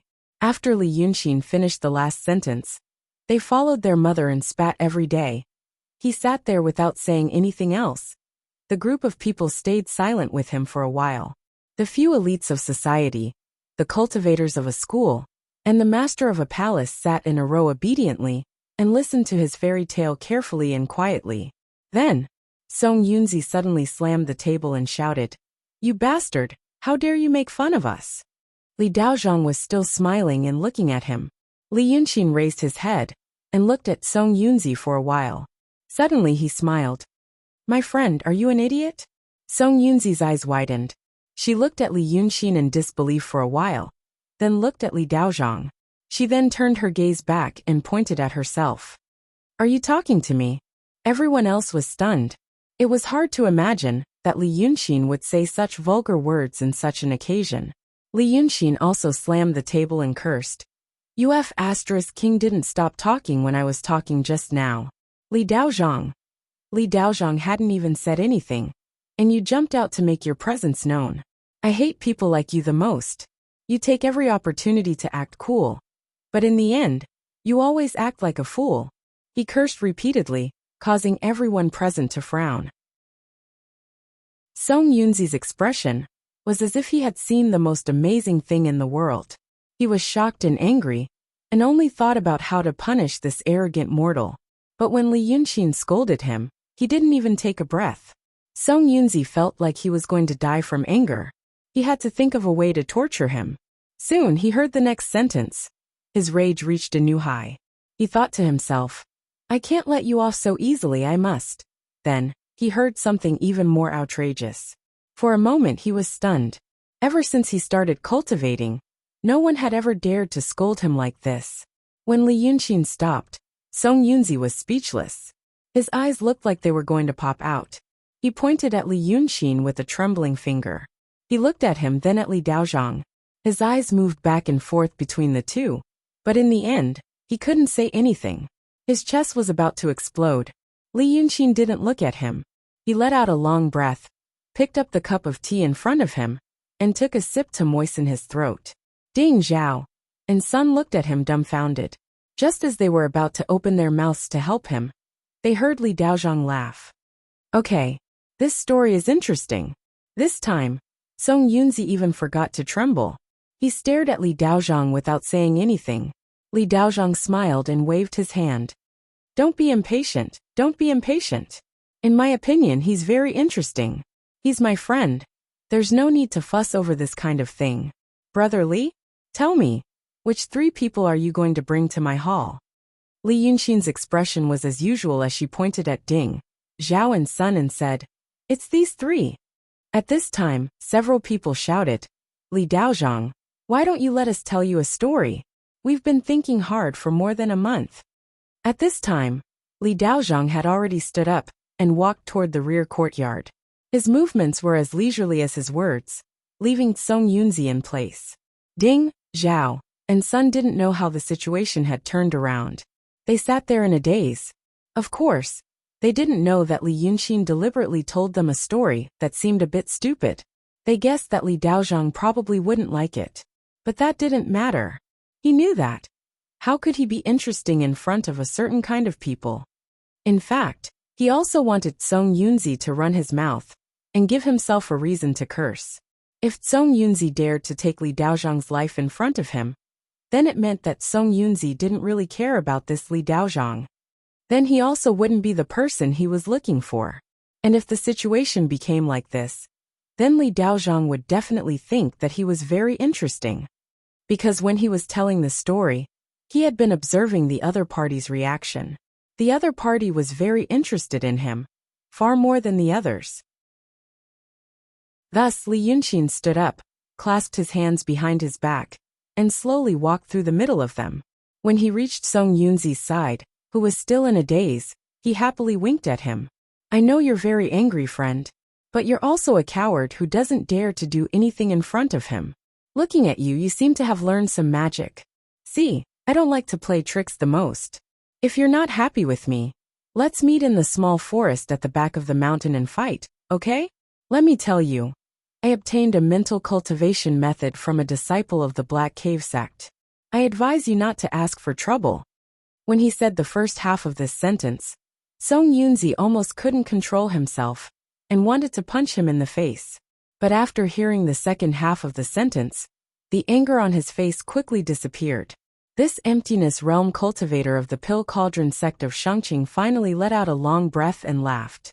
But it was already a complacent and cruel laugh. Okay. Song Yunzi stared at Li Yunxin and slowly retracted his hand. Okay. Then in a while we'll compete. Ha ha. He flicked his big sleeve and followed Li Daozhang to the back of the courtyard, laughing as he walked. Ha ha ha ha ha. Li Yunxin sighed slightly. Idiot. Chapter 126. The entire Mount June was shrouded in the night.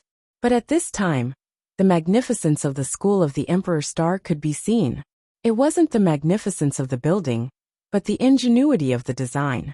Along the steep mountain wall of Mount June, a wooden plank path was slanted upwards. There were handrails on the plank path, and flower bud-like lamps hung under the handrails. When someone walked over, the lamps would light up one by one. It was like a golden dragon coiled on the mountainside. But Ding, Zhao, and Sun were no longer enthusiastically explaining the intricacies to Li Yunxin. The three of them were mortals, but they were businessmen, so they weren't stupid. They could tell that this Li Xuanhuan wasn't an ordinary person. At this moment, although he was walking towards the middle hall, his heart was still anxious. They were afraid that this brother Li would do something strange when he arrived at the middle hall. At the end of the plank path, there was a flat ground cut out from the middle of the mountain. It was paved with white marble and had carved patterns. It was much more exquisite than the front hall. Even though the middle hall was also made of wood, it was ingenious. All kinds of wood were mixed together, creating a colorful and gorgeous feeling. Half of the middle hall was embedded in the mountain. Taoist Li didn't greet the guests behind him and went straight into the hall. There was a hall with 8 doors in the middle hall, but there were no tables. There were only rattan mats for people to sit on. He walked to the chair's seat and smiled. My friends, please take a seat. But today, I have a good news to announce. Song Yunzi sat down with his head held high and looked up at Li Yunxin. He even smiled at him and seemed to be in a good mood. Li Yunxin didn't want to pay attention to him and sat across from him. When the other three were also seated, he asked, What good news? Taoist Li stroked his beard and smiled. I have a new concubine. He looked at Song Yunzi as he spoke. But she is a new bride, so it's not convenient for her to meet you. Let me send her greetings to all of you. He clapped his hands. So today's banquet needs to be more sumptuous. Everyone, you're in for a treat. He clapped again after saying this. 6 maids who looked fair and soft walked over with a smile. They walked up to the 6 of them, but their hands were empty. First he knelt in front of him, then unbuttoned his shirt, and propped his arms on the floor. It became a white, soft, and fragrant meat table. Now Li Yunqi knew where the strange sense of shame in the words of Ding, Zhao, and Sun in the tea-house came from. In this era, it was not a shameful thing for a man to be lustful and play with women. But like this, no matter where it was, it could be called promiscuous. This Taoist priest Li really knows how to have fun. But he was an old hand that had seen many big scenes, so his expression did not change. He clapped his hands and praised. Taoist priest is indeed a wonderful person. Taoist priest Li didn't say anything. He clapped again. 6 more servants came to the meat table with plates in their hands, put the plates down and left.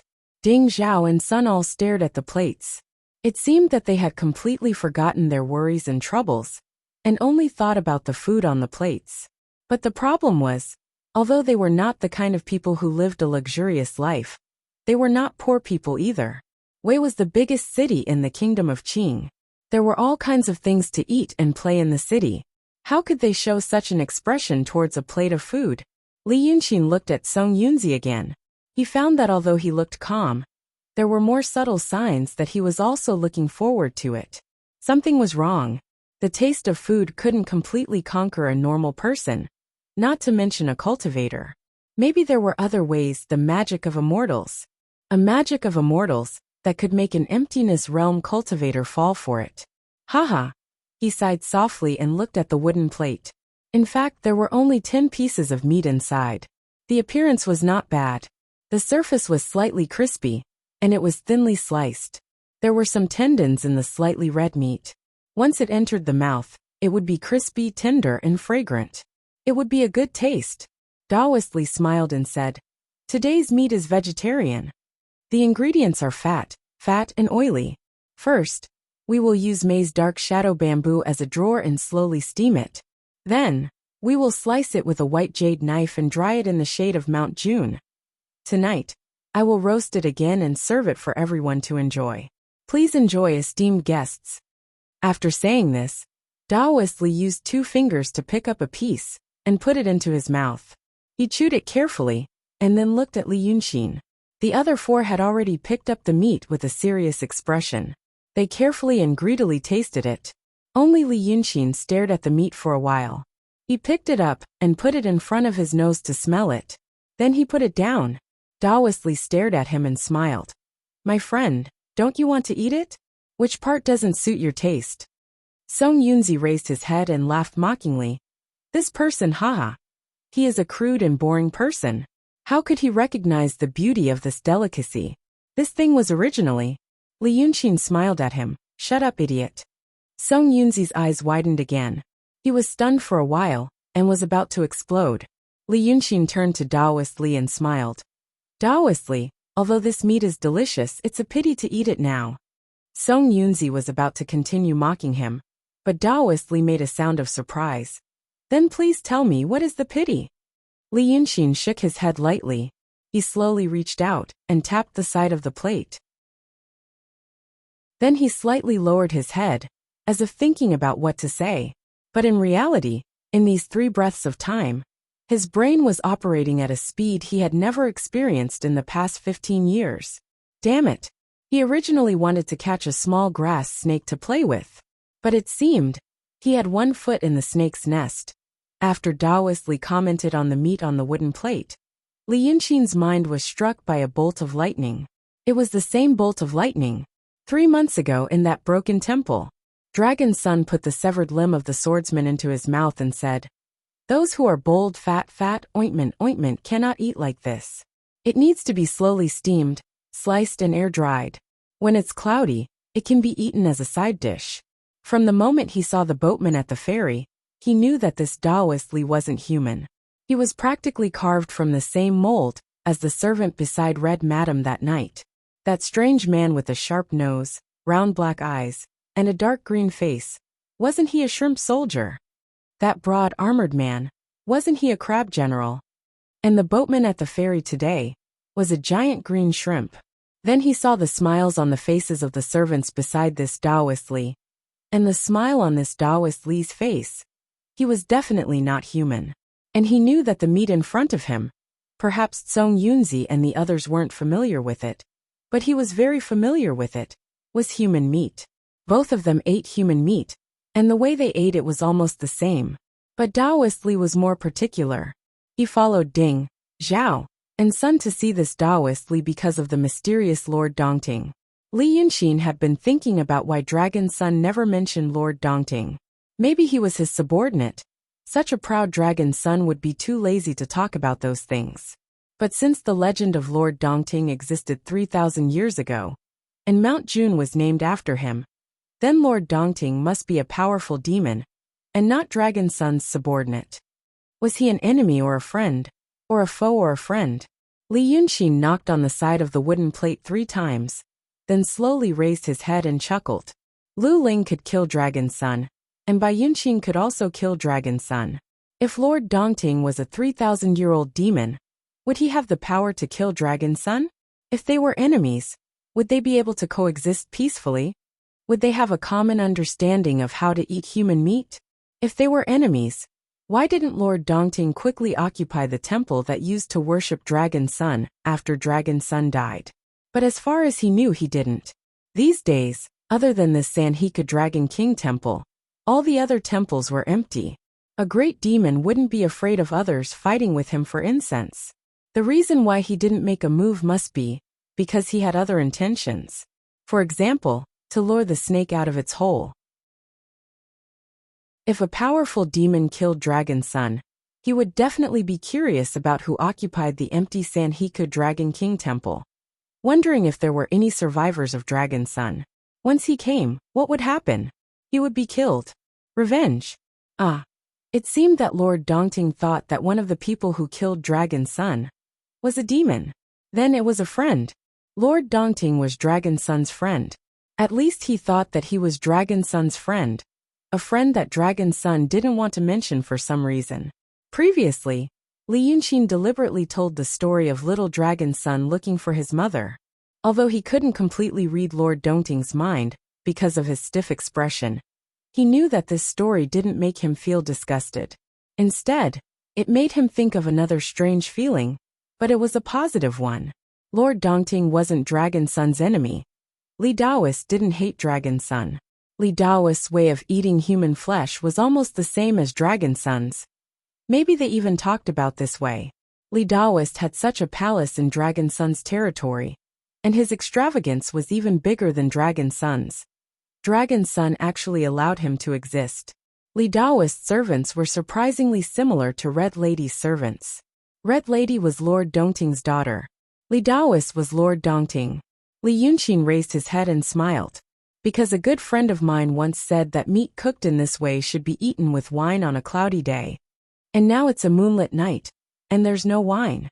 And I thought of that friend, and seeing this delicacy now, I can't eat it anymore. After saying this, Li Daoist was silent for a while. He still had a smile on his face, but if he was a human, he would probably have a different expression at this moment. He stared at Li Yunxin, and even Song Yunzi and the 3 mortals noticed the abnormality.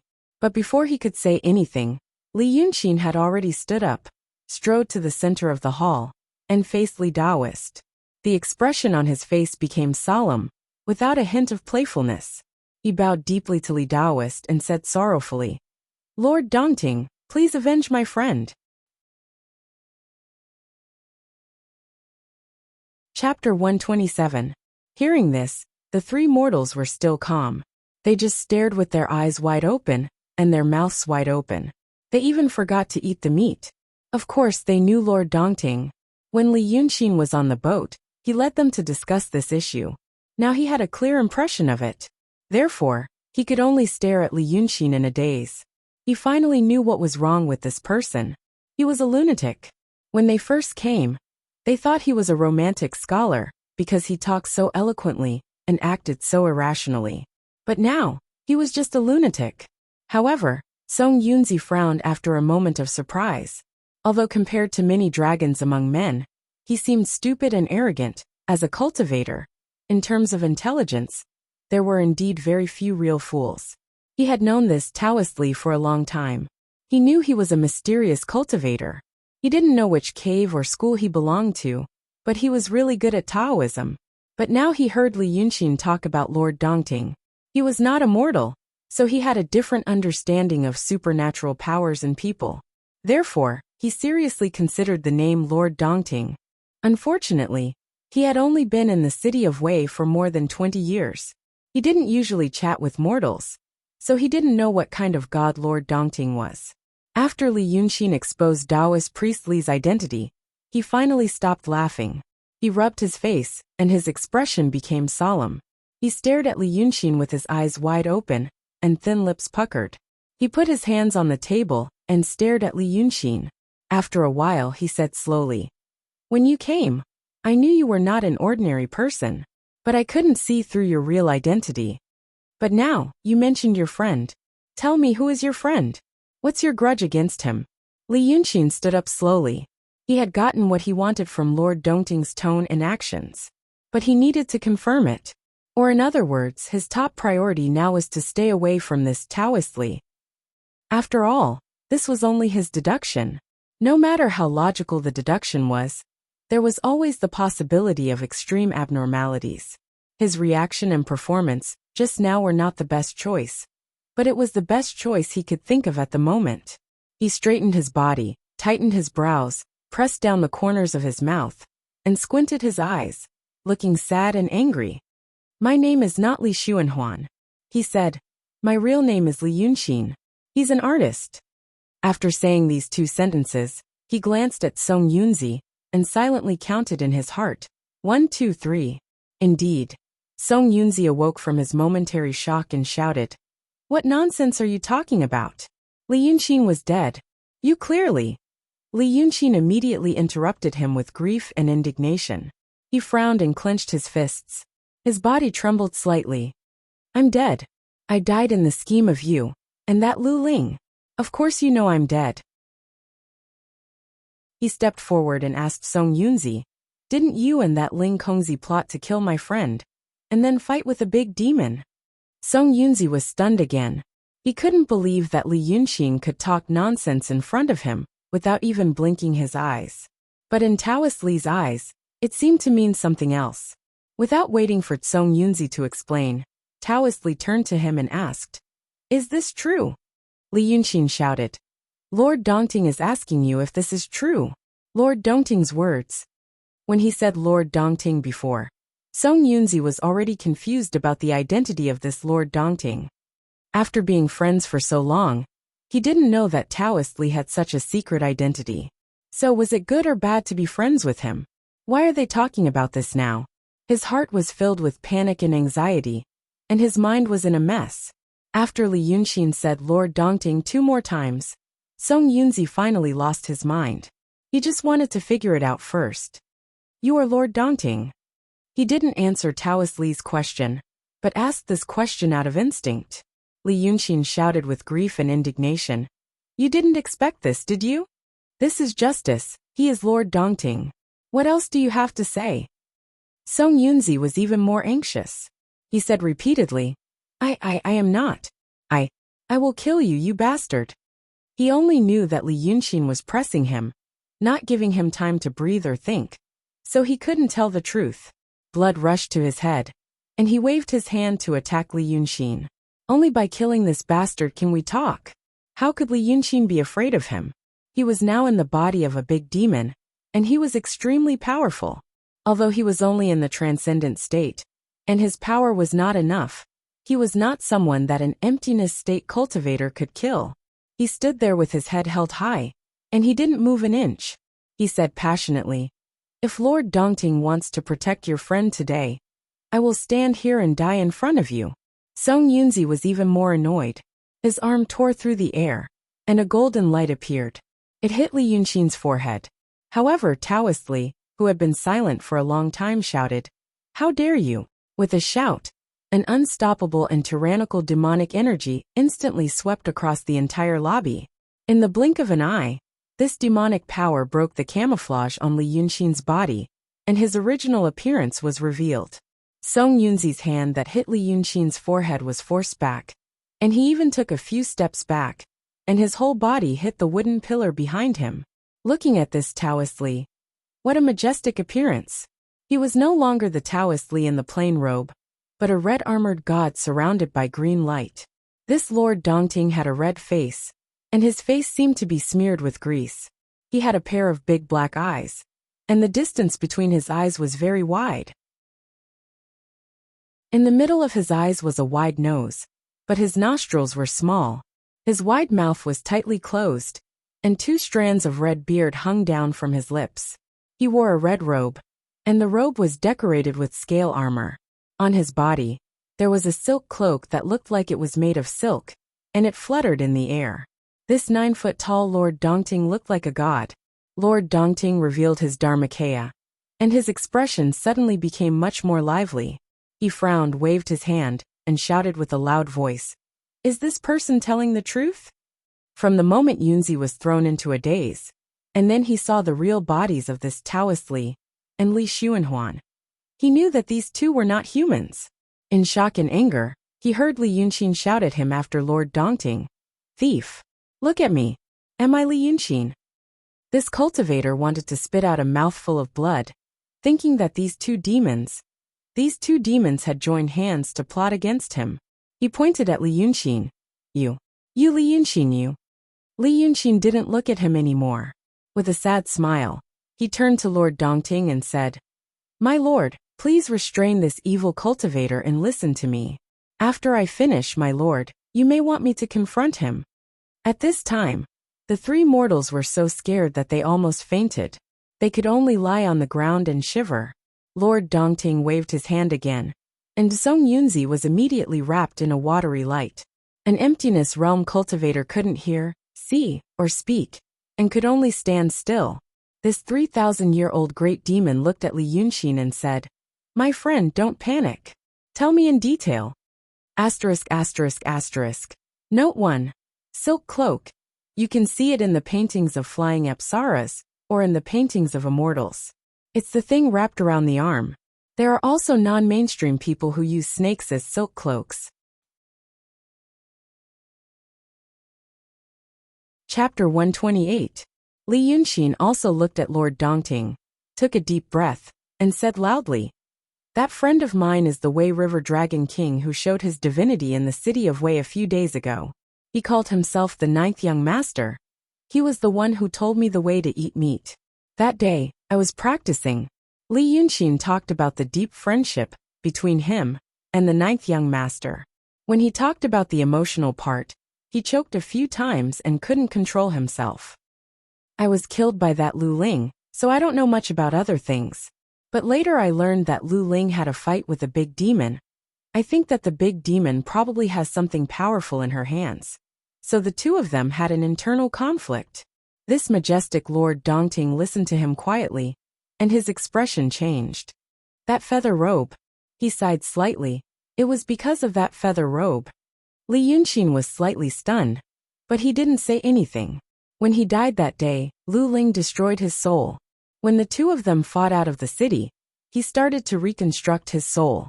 So he only knew that his plan had succeeded, but there were some things he didn't know.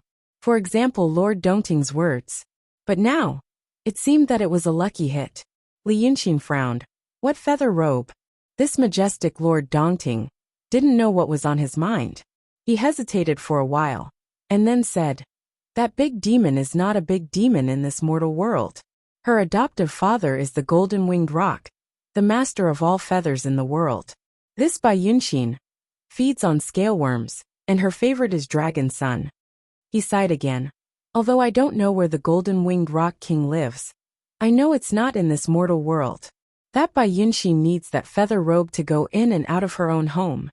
But 1,000 years ago, her feather robe was snatched away by a Taoist priest surnamed Niu from Daotong, so she couldn't go back. For the past 1,000 years, she's been trying to find her treasure. Now, sigh, a robe of feathers." Li Yunqin kept this in mind. He realized that this could be one of the key factors in deciding the outcome of the battle.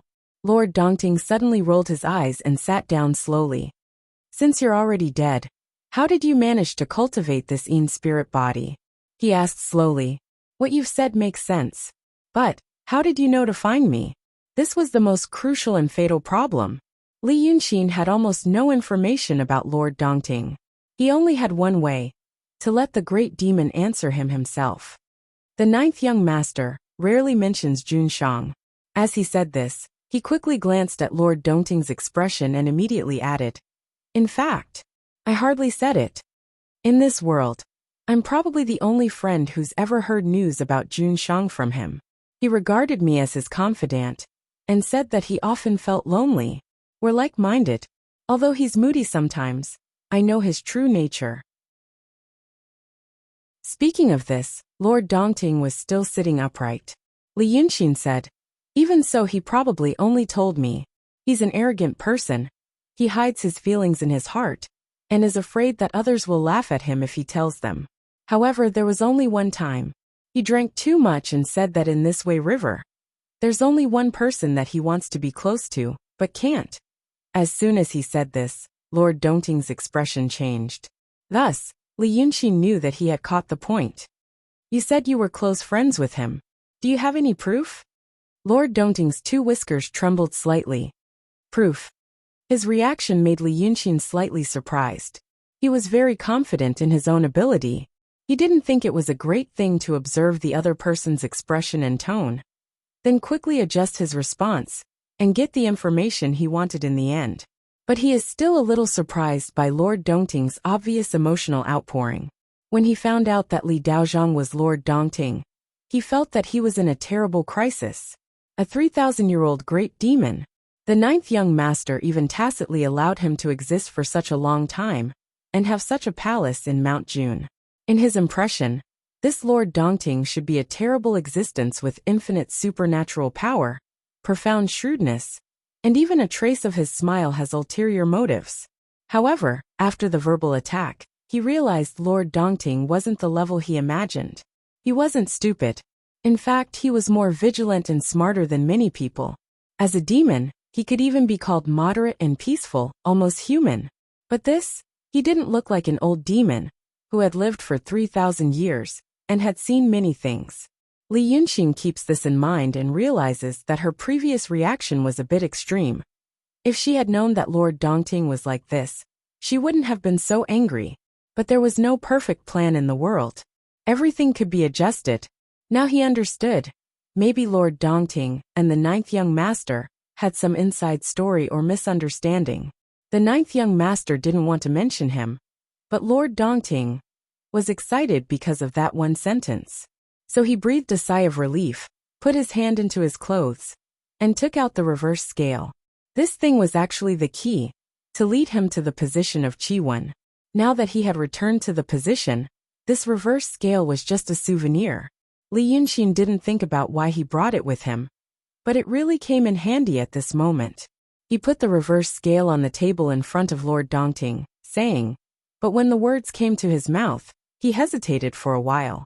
Maybe it was because he knew Lord Dongting wasn't as terrible as he had imagined, at least in terms of character and shrewdness.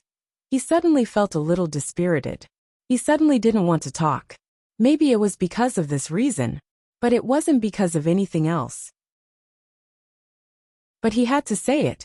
He had to pull himself together, continue to breathe, and use some hints to cheer himself up again, to forget the little episode just now, and sadly said, he gave me this reverse scale. Make me a close-fitting armor. After I died, I entered the samsara, but I don't know why my soul was attached to this reverse scale. After he died, he still protected me. Because of this, I thought. I came to Dongting Lake to look for him. I met these three people by chance, and heard them talking about Lord Dongting. So I asked Taoist Li if the palace he built on Mount June had anything to do with Lord Dongting. Maybe it was the blessing of the ninth young master in heaven. I really met Lord Dongting. Hearing his words, Lord Dongting was silent for a while. Then he just stared at the reverse scale on the table, without touching it. After a long time he said, did he really say he wanted to be close to him? But he couldn't. Yes. Lord Dongting was silent for a while, and the green light around him gradually dimmed. Then he waved his hand. You can take this reverse scale back. You can also take this Taoist priest away. He sighed again. As he sighed, dense water vapor rose from his mouth and nose. This reminded Li Yunxin of an incense burner, or the ninth young master who stared at him that night before he died. I have known him for some years. Now that I summoned him here, I want to ask him about this. Since you have made it clear, you can deal with him. Lord Dongting sighed again. This time, his whole body was shrouded in water vapor, and his face was almost invisible. Li Yunxin didn't know if it was a demon crying. Chapter 129.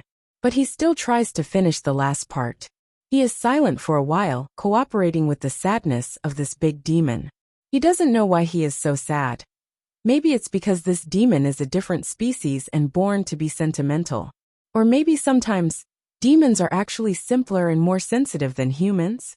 He suddenly remembers that night when the ninth young master looked at him and talked to him before he died. The mist rose from his nostrils and ears. At that time he thought he was angry. After a few seconds, Lord Dongting suddenly stretches out a shiny hand from the mist and waves to Song Yunzi. The layer of water light on the cultivator retracts, as if it has merged into his body. Song Yunzi wakes up and yells as soon as he opens his eyes. I don't know everything about what Lu Ling did. But Lord Dongting doesn't seem to want to listen to this cultivator anymore. With another wave of his hand, a gust of demonic wind rose from the flat ground, carrying Li Yunxin, Song Yunzi Ding, Zhao and Sun, the three of them, through the window of the main hall, straight down the mountain. After a breath of time, the five of them were already in a dense forest. Looking at the distance, they see Dongting in the night and the smell of water. The three mortals are so scared that they can't speak. They are still trembling on the ground, as if they will fall from the sky if they stand up. Li Yunxin glances at them and says in a low voice, If you don't leave now, you will die. If you want to live, don't talk about what happened today. Seeing that the legs of the three people are still weak, he snorts and waves his sleeves. Another gust of demon wind rises and rolls the three people into the lake. After being stimulated by the cold water, the three people finally wake up. They cry and paddle in the water. Their voices can be heard far in the night. After finishing these things, Li Yunxin turns to look at Song Yunzi standing opposite. This cultivator of the school seems to be very surprised. He can't believe that Lord Dongting put him down the mountain like this. He even closes his eyes slightly and feels the wacken flowing in his body for a while. Then he suddenly shows a cruel smile in the night. Then he said, Brat, your time of death has come. Li Yunxin blinked. Huh. Do you think that the Lord Dongting has placed a restriction on me and imprisoned my magic power? Song Yunzi slowly reached his hand into his sleeve, as if he was searching for something. Idiot. He injected demonic energy into me and temporarily increased my power. Hee. It seems like he doesn't completely believe your words. You see. How am I going to teach you a lesson, you little bastard? As soon as he finished speaking, he pulled out his hand from his sleeve and flung it towards Li Yunxin. With a loud bang, flames rose in front of Li Yunxin. Damn it. Li Yunxin cursed in a low voice and turned to run. But he didn't use his demon power or magic. He just ran to the other side of the shore. Mount June is in the Dongting Lake, but it is actually a peninsula separated from the mainland by the lake water. Therefore, the distance between Mount June and the shore of Dongting Lake is not far. People who are good at swimming can reach the other side in 10 minutes. On this side of Mount June Island, you can even hear the shouts of people on the other side.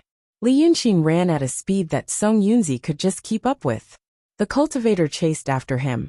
Although Danding School of Shangqing is Daotong, it seems to have a unique personal ability. At least Li Yunxin now feels that Song Yunzi is a mobile arsenal. He continuously took out bullets from his sleeve and threw them at himself. Occasionally, he would put one or two into his mouth. It's very unhygienic. Li Yunxin ran to the shore. He could jump into the water or use his holy spell to cross the river, but he didn't do so. He was just like a person who was really anxious, but didn't dare to go into the water. He ran with Song Yunzi for a while before he finally saw a small sampan half submerged in the water in a field of acorns. Then he jumped on the sampan exerted his strength, stood on it, and went straight to the other side. Song Yunzi chased after him all the way and kept cursing. At this time, seeing that he ran away, he scolded him even more, scolding him for being afraid of water and death. He would be tortured to death later. He scolded but didn't stop. He took out a figure from his sleeve, which looked like a treasure bag, dipped it in saliva, and pressed it on his forehead. Then he jumped into the water and continued to chase after Li Yunxin. The sampan soon reached the other side. Li Yunxin abandoned the boat and went ashore. He went straight into the woods on the shore. The feeling disappeared. The faint feeling of being shrouded by the monster power of Lord Dongting on Mount June just now disappeared. Song Yunzi followed him into the woods and scolded even louder. As soon as he saw Li Yunxin, he pounced on him. "You lonely ghost, where are you going?" Li Yunxin raised his hand and slapped him. Song Yunzi's words were immediately pulled back, and 2 front teeth flew out of his mouth. "Shut up, idiot." Li Yunxin slapped him to the ground and didn't look at him. Instead, he walked 2 steps out of the woods. He frowned slightly and looked at Mount June in the distance to make sure that he was completely free from the monitoring of Lord Dongting's monster power. Song Yunzi was dizzy on the ground for a while before he woke up. He couldn't accept this sudden change, but soon he tried to get up from the ground and wanted to take out more bullets from his sleeve. But Li Yunxin had already walked back into the woods. He kicked him again. "Tell me, what's wrong with Lu Ling's Dharma body?" Song Yunzi was an emptiness state cultivator. He had tempered his spirit and body with the divine heart technique for dozens of years. The so-called first-class masters in the secular world were nothing in his eyes. He could stand there and let his opponent hit him, but he couldn't be hurt at all. Moreover, the divine heart technique was a brilliant righteous path that was most effective against ghost cultivators. But this kind of body was kicked by Li Yunxin until he couldn't move. Song Yunzi didn't understand what was going on. Lord Dongting had clearly given him some monster power, and he was even stronger than usual. But Li Yunxin knew what was going on. He picked a smooth big green stone and sat down. He sighed and scolded in a low voice, "Damn demon. Judging from the short contact just now, Mr. Dongting is the most human-like demon he has ever seen." Although his real face was still strange, he could feel sadness, nervousness, and excitement. He would even invite people to a banquet, although he would eat human flesh. For a moment, he felt that a powerful demon like Dongting Jun, who has lived for thousands of years, could be called a human being. Until just now, that demon was sincerely sad for the death of the 9th young master. And at the same time, he injected some monster power into Song Yunzi. Then he sent both of them down the mountain. He just wanted them to fight and kill each other. This demon might believe what Li Yunxin said was true, but he was still a little suspicious. He didn't care about the fact that he was Little Nine's best friend. If he died, so be it. Demon's sadness was focused and single-minded. He was only sad for Little Nine, and it had nothing to do with other things. Maybe Li Yunxin would kill Song Yunzi. Then he didn't care. He was only a little suspicious anyway. In essence, he looked like a human, but he still wouldn't see a human as a human. Song Yunzi didn't know what he was thinking. He was still immersed in his little world of surprise and despair. Until Li Yunxin asked him again, the cultivator said, "But you are already dead." He shouted in disbelief, "You are just a wild ghost for a few days." Li Yunxin sighed again, stood up, walked over, and smashed his head with one palm. "You are a King wild ghost. I am Wei River Dragon King." The headless body of the Taoist priest swayed for a while and fell to the ground, blood gushing out. Li Yunxin reached out again and grabbed Song Yunzi's ghost, holding it in his hand to stop it from leaving. This ghost retained his obsession before death, and only screamed mournfully, "Only a few days! Only a few days!" Li Yunxin ignored him, but returned to sit on the big blue stone and waited patiently. Note in God. Ghost cultivators, animals that become spirits, demons and mythological beasts born from the yin and yang of the sky can all be called yin god.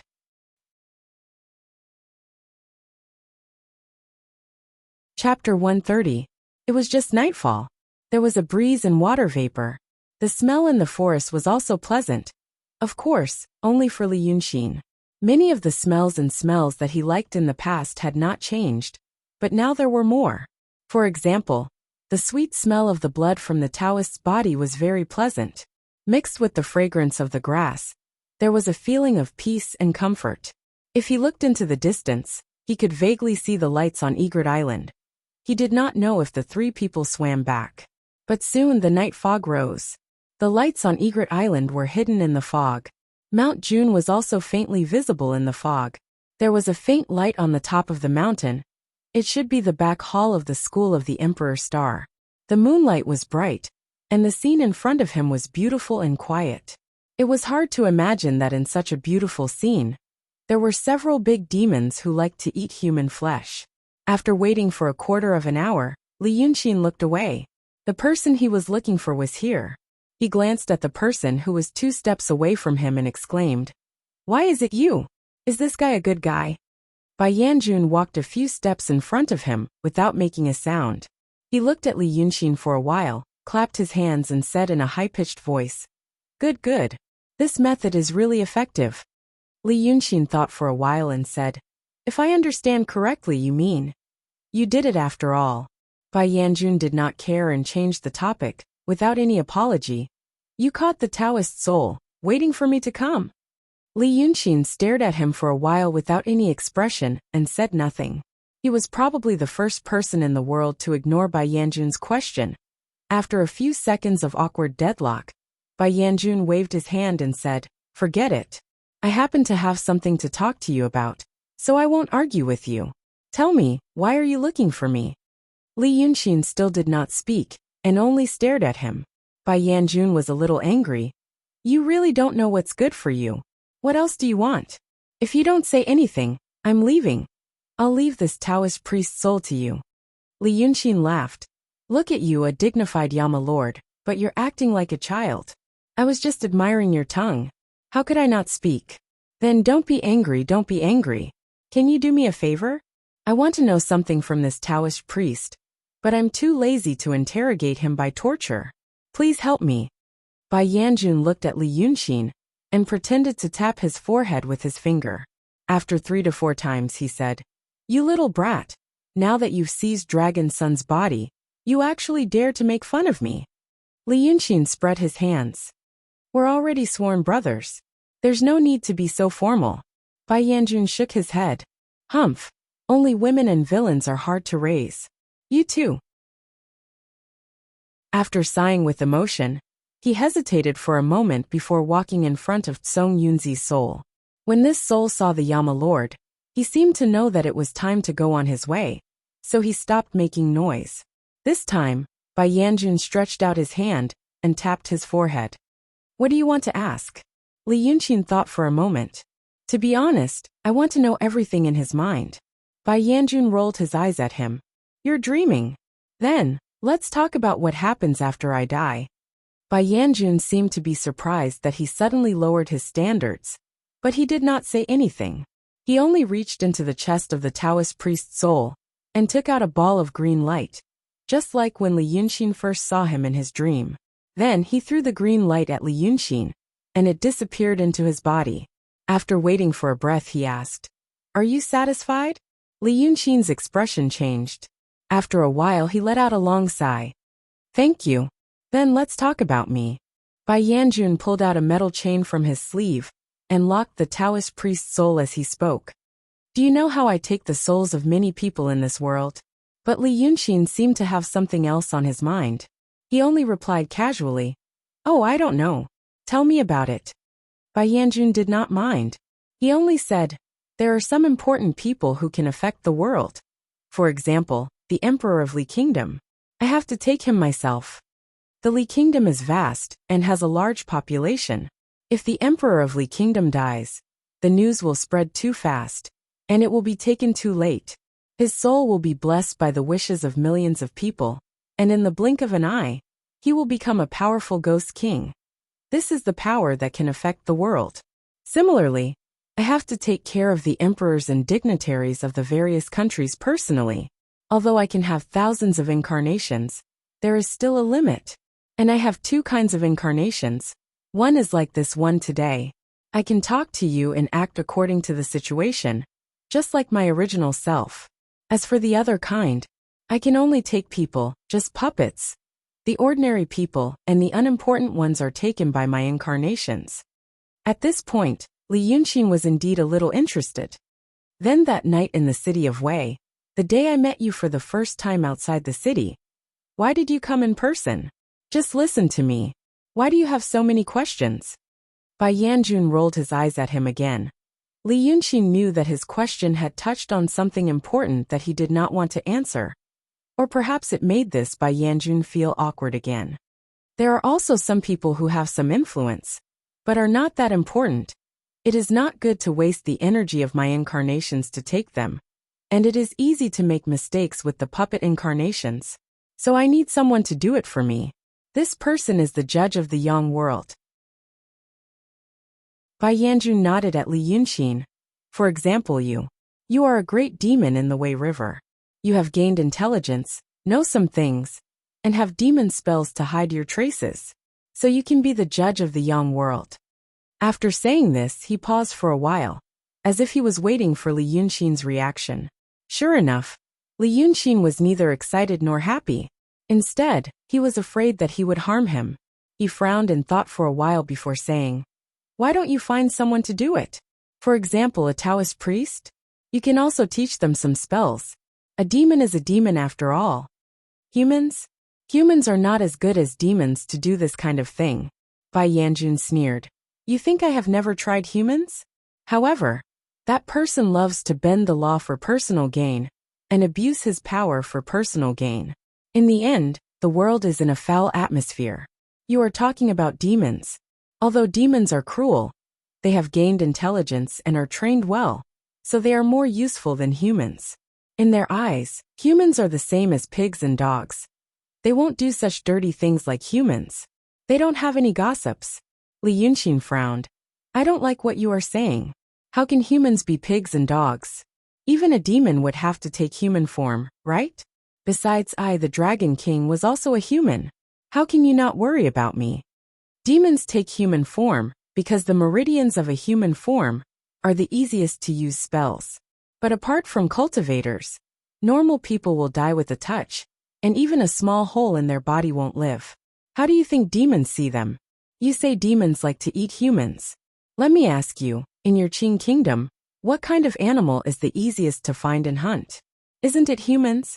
They don't know how to dig holes, and they don't like to dive. As for you, Bai Yanjun suddenly laughed shrilly and pointed at Li Yunqin, as if he found it very funny. You are such a treacherous, cunning, and heartless person. How can I not be at ease? Hearing this, Li Yunqin stared at him for a while. He seemed to want to say something, but was speechless. After watching the White Hell Lord laugh for a while, he suddenly laughed as well. He closed his eyes for a while, then opened them again. Good. Please continue. Chapter 131. Bai Yanjun looked at him and shook his head slightly. He seemed to think that Li Changshuo's idea was ridiculous. But he quickly said, Therefore, the position of judge of the Yang world can be given to you in the Wei River. There are some people that you took for me. Although I can't give you any benefits now, you won't lose out in the future. Li Yunqin thought for a while. Why not Lord Dongting? The answer was as he expected. I can order whoever I want to do it. Why must it be him? Li Yunqin sighed. Fine. Sounds good. Although you might still be tricking me. But I can try. Give me the book. Bai Yanjun frowned. When did I promise you anything? Li Yunqin raised his eyebrows in surprise. The Book of Life and Death? The Book of Merits and Virtues? Don't you have such a thing? Remembering people's lifespan and good deeds. Without that, how can I carry out my work? Hearing this, Bai Yanjun was stunned for a while. Then he suddenly laughed wildly. His long tongue trembled like a red silk in the wind. He seemed to really find it funny, so much so that his figure was a bit blurry, and his outline was flickering. Li Yunqin sat quietly on the green stone and watched him laugh. After Bai Yanjun laughed for a quarter of an hour, he finally stopped and pointed at Li Yunqin. You devil, oh ha ha ha. Do you really think there's a book of life and death, or a book of merits and virtues? For that mortal, Li Yunxin said calmly. When I first saw you in my dream, I saw you two take out a small book and say that I wasn't on it. If you want to say that, oh, it's barely a book of life and death. Bai Yanjun seemed to want to laugh again. But how many people can be recorded in such a small book? Do you really think it's a treasure? Let me tell you now, there are only those emperors, ministers and literary giants I mentioned before in the book. Afraid that he would make a mistake, he used this notebook to record it. If you notice that one day that person is about to die or has already died, you will quickly collect his soul. Discovered? Dying or already dead? Li Yunxin interrupted him. What do you mean?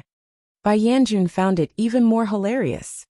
TSK, you demonic human, do you really believe in life and death? You're the same as those ignorant mortals.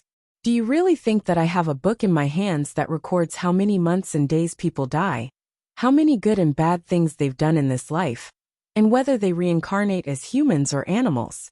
Li Yunxin looked at him calmly. No, of course not. Doesn't that mean that there are people who do bad things in this life and enjoy glory and splendor and wealth, but there will be no retribution in the next life? Some people do good deeds in this life, but end up in a miserable state, and they don't have any good fortune in their next life? Bai Yanjun giggled. Of course not, of course not. He seemed to be very happy as he stroked his long tongue. Rather, some people do bad things in this life and enjoy glory and splendor and wealth, and they want to enjoy that glory and splendor even more in their next life. Some people do good deeds in this life and end up in a miserable state, and they want to continue doing good deeds in their next life. Hearing this, Li Yunxin was silent for a while. Then he raised his head and asked, You're not joking with me? Bai Yanjun stared at him mockingly. I'm not in the mood for that. It was unknown what Li Yunxin was thinking, but he was silent for a long time before he said, Can you tell me? I really want to know. Your reaction is quite interesting. Bai Yanjun circled around him and suddenly leaned close to him. I thought you, demonic human, would clap your hands in joy when you find out about this. Li Yunxin didn't say anything. Seeing him like this, Bai Yanjun straightened up. Then I'll tell you. But after I tell you, you'll have to become a judge of the Yang world. If you know about these things and still want to shirk responsibility, I'll really have to deal with you. Fine. Then listen carefully. I'm in charge of matters of life and death. But I'm not only in charge of matters of life and death. Whether a person does good or bad, good or evil, they're just minor details.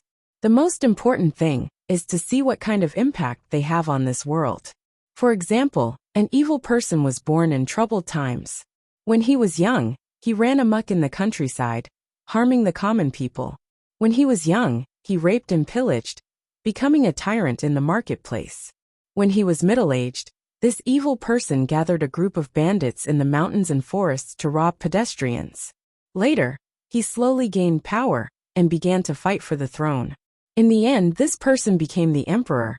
He cruelly slaughtered the loyal and good people, levied taxes and collected exorbitant taxes. He could be considered an evil person, but he ended the troubled times and allowed the common people to begin to recuperate. This is a great merit. I don't care about how many good people he harmed.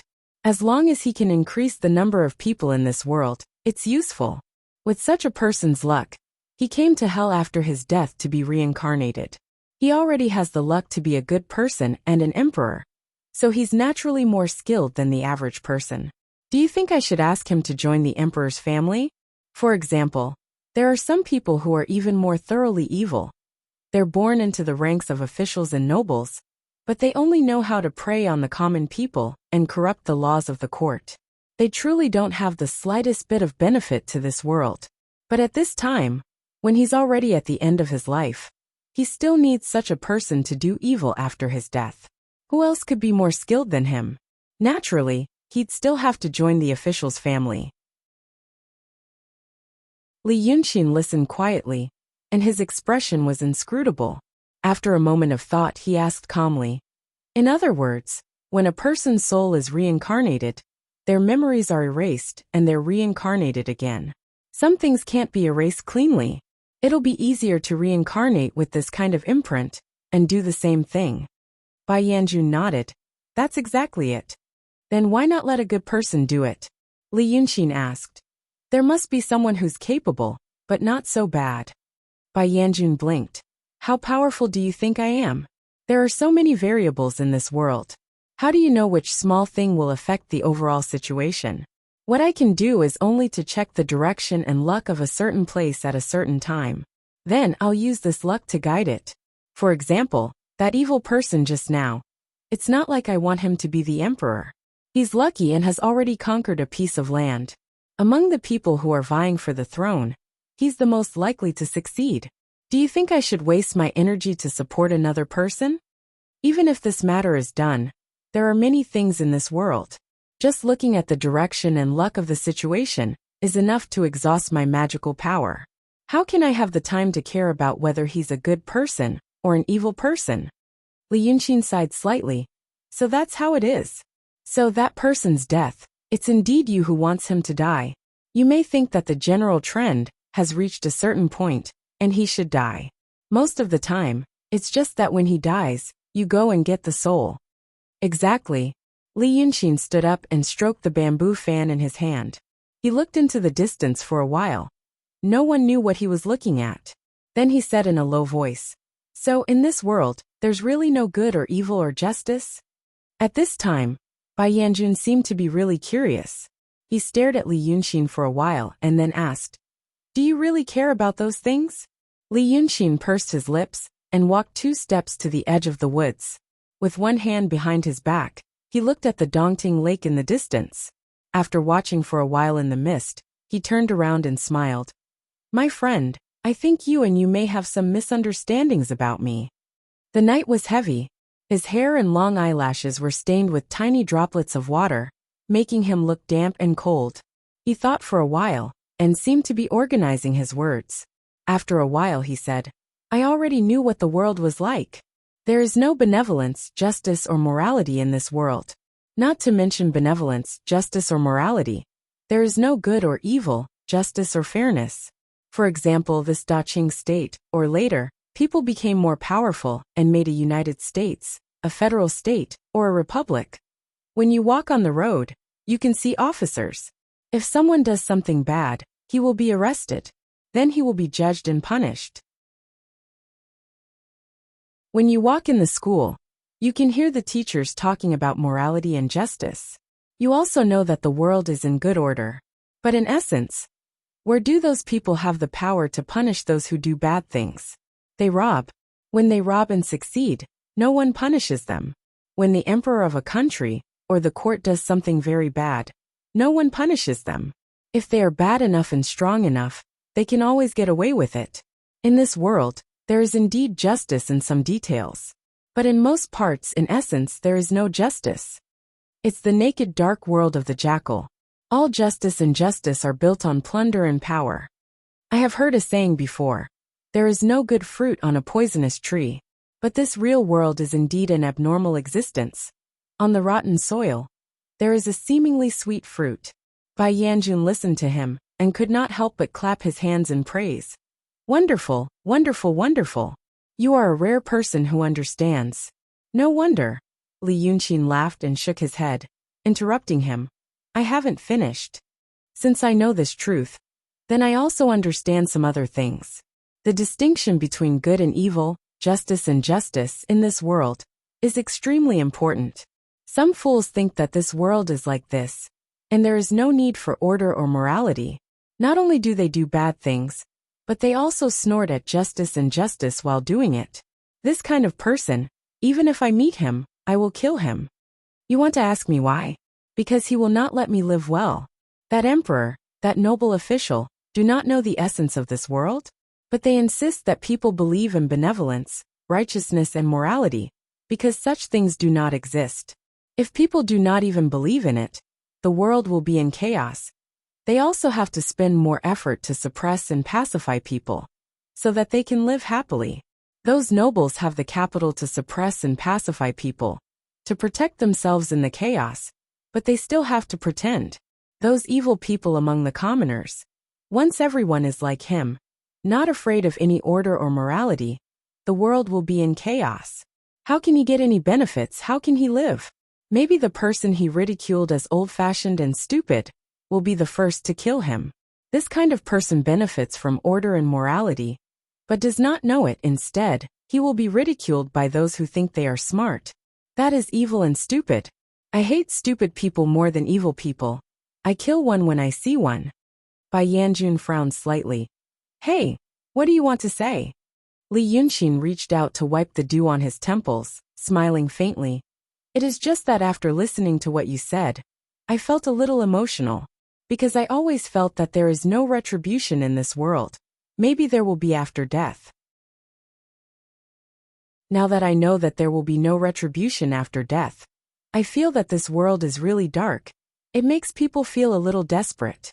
But the main reason is to tell you clearly what will happen next. If you want to be a judge of my world, I can do it. But I realized that you seem to have some misunderstanding about me. Maybe you still want to plot something from me. So I have to make it clear in advance, so that we will not be embarrassed in the future. It will not be good to be friends. Bai Yanjun seemed to be so angry that he wanted to laugh. Friend? You are the first person who dares to talk to me like this. I want to hear. What do you want to say? What did I misunderstand you? You said that I am sinister, cunning, and heartless. Li Yunxin stopped smiling, looking at him. I do not accept this. Bai Yanjun laughed. You devil, think about all the things you have done in the past. How can you not bear these words? Is that so? Li Yunxin stepped forward, tapped his palm with the folding fan, walked slowly and said slowly, My friend, then think about it. According to the principle of justice, should the 6 ghosts in the river, who killed mortals to pass the tribulation, die? The prefectural magistrate Li Yaoxi has always been corrupt and perverted the law. He likes to beat people to confess, and he wants to kill me for the property. Should he die? Xiao Jiaming, who usually walks the streets and prescribes some unknown prescriptions, is complacent after curing people to death. Should he die? The big and the little Qiao, who murdered people for the family property, and had an affair with Xiao Jiaming, which disrupted the ethics. Should he die? Long Taoyi, the official of the prefectural magistrate, colluded with the little Qiao, disrupted the justice, and disregarded human life. Should he die? The 9th dragon's son ate people indiscriminately. I was also a human at that time, so I was different from him. Should I die? Lu Ling also doesn't care about the lives of mortals. He knows that I may die if he takes me back to the mountain, but he doesn't care very much. Should I die? The White Hell Lord was slightly taken aback by the series of questions he had thrown at him. Then he snorted. What about the child beggar? The child beggar that you gave him longevity? Li Yunxin smiled. The child beggar can't see and his body is weak. He can't live for another year or 2. He walks on the street without food and clothing, and is laughed at by people. Is there any joy in being a human? I want him to be a ghost and give him longevity. I want him to become a ghost cultivator. What's the problem? Bai Yanjun mocked him again. Do you want to say that you do these things selflessly and are a very good person? Good person? I'm not a good person. Li Yunxin shook his head and smiled. As for selfishness, of course I have selfishness. Why would I make these troubles if not for selfishness? I just want to tell you, my friend, that I am evil order, not evil chaos. Maybe you don't understand what it means. Let's put it this way. At least in this life, I have the moral values of a normal person. Well, I can't say that I do. I can only say that I can understand the moral values of a normal person, and I admire this moral value. It's because of this moral value that I can eat delicious food and see beautiful scenery. That Lord Dongting eats people in moderation is also because of this. Because I understand and admire it, I will try to respect it when possible. For example, if I want to die today, I don't mind spending some effort to find someone who deserves to die. But if I can't find the evil person and only one good person dies, I won't stop doing it. You know I'm not a good person, but I will try to give him some compensation. It's not because of my moral sense. In fact, for some reason, I don't really understand it. It's just because this way the world will be better. If the world is better, I will live better.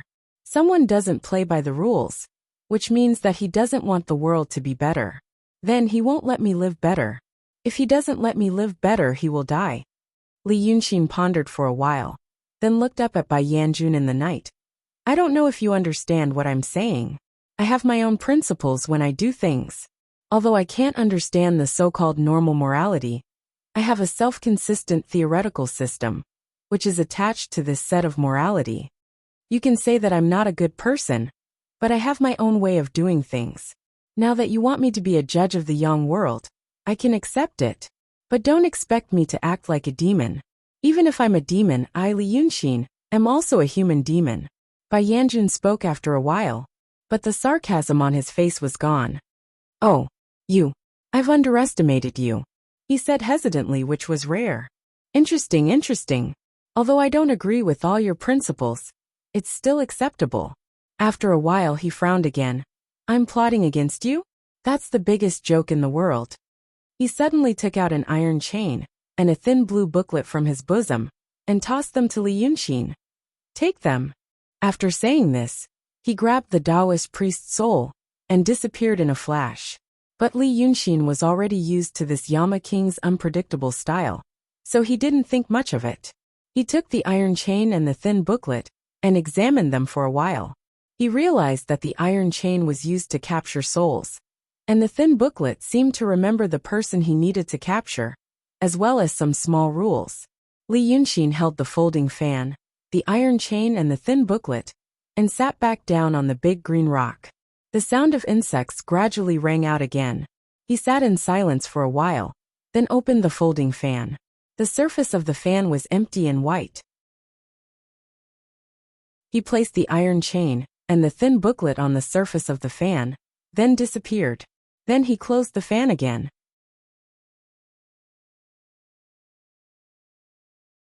Chapter 132. This fan was his temporary imperial residence. Before Li Yunxin took over the position of Dragon Son, he was prepared to have a strange temporary imperial residence. But when he woke up the next day, he found this bamboo fan beside him. However, this item was to his liking. It looked elegant and unobtrusive. But now was not the time to care about the temporary imperial residence. Bai Yanjun gave him some of Song Yunzi's memories. He realized that things might be more complicated than he thought.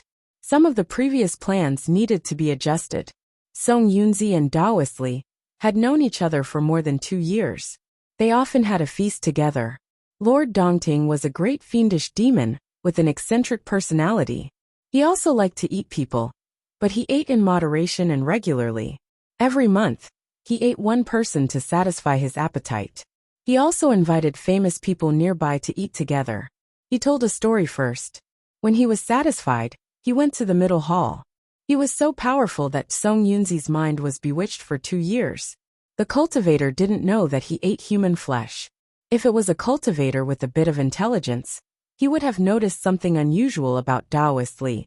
Li Yunxin tried to use a few seconds to think about the reason why Lord Dongting did this. But he soon realized it was useless. After all, the mind of a demon was different from that of a human. He might have a purpose, or it was just for fun. That day, Song Yunzi found Lu Ling's body outside the city of Wei. He tried everything he could to save her, but he couldn't do anything. Lu Ling's ocean of qi and mountain of snow had collapsed. She seemed to have died. Her soul was not found. It should have been taken away by Yama. So he brought her body back to the residence of the Shangqing Danding sect in the city of Wei, and waited anxiously. Although a Void Realm cultivator like him indeed had no way or qualification to stop Fairy Ling Kong from doing anything. If someone from the Langya Paradise were to come and vent their anger on him out of grief, he would not be able to bear the consequences. After a day of suffering, he thought of Taoist Li. So he told a few children not to blaspheme the fairy's body. Then he hurried to Mount June. When he arrived at Mount June, he met with Taoist Li and told him what to do. At this point, Li Yunxin felt that this matter was a little strange. That Lord Dongting seemed to be very affectionate towards Dragon Son. That night, when Long Sun faced off against Lu Ling, the first strike was already earth-shattering. It was understandable that the mortals of Egret continent were far away and couldn't see it. But how could a 3,000-year-old demon not know that there was a terrifying fluctuation of spiritual qi in the city of Wei? Why didn't you go and help? After that, the Lord Dongting listened to Yunzi's words and asked for some details. Song Yunzi didn't know about it, so he could only evade it. Although he came to ask Taoist Li for advice, he also knew that this matter was related to Dao Dong's secret. Although his mind was bewitched, he still had his spiritual sense. How could he reveal everything?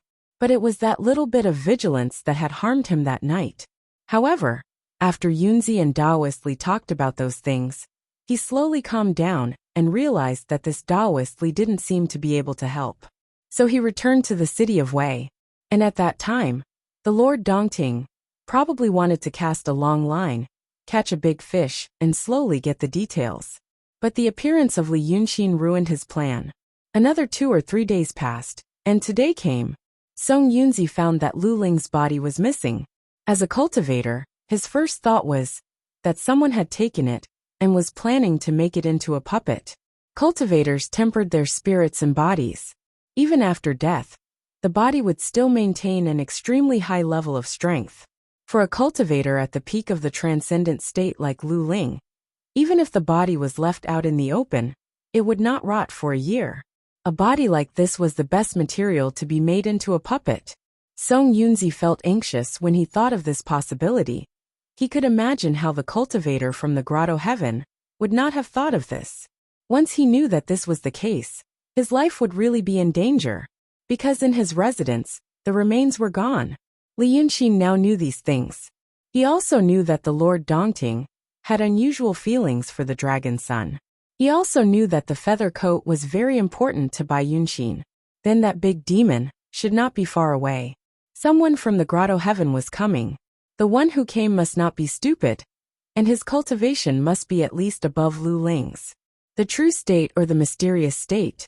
Cultivators above the true state were called Taoist Zhenren. It was said that they had been reincarnated and proved the way of immortality.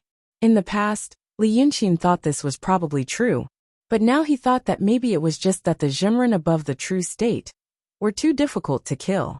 Even if Black Bai Yanjun wanted to kill them, it would take a lot of effort. According to his limited understanding of Bai Yanjun, that guy seemed to be afraid of trouble and would not bother to deal with those Zhenren. All these factors were tangled together, making him sigh deeply while standing at the edge of the 1,000-mile Dongting. He planned to take over the body of Dragon Sun, then absorb believers in incense, and become an awe-inspiring Wei River Dragon King.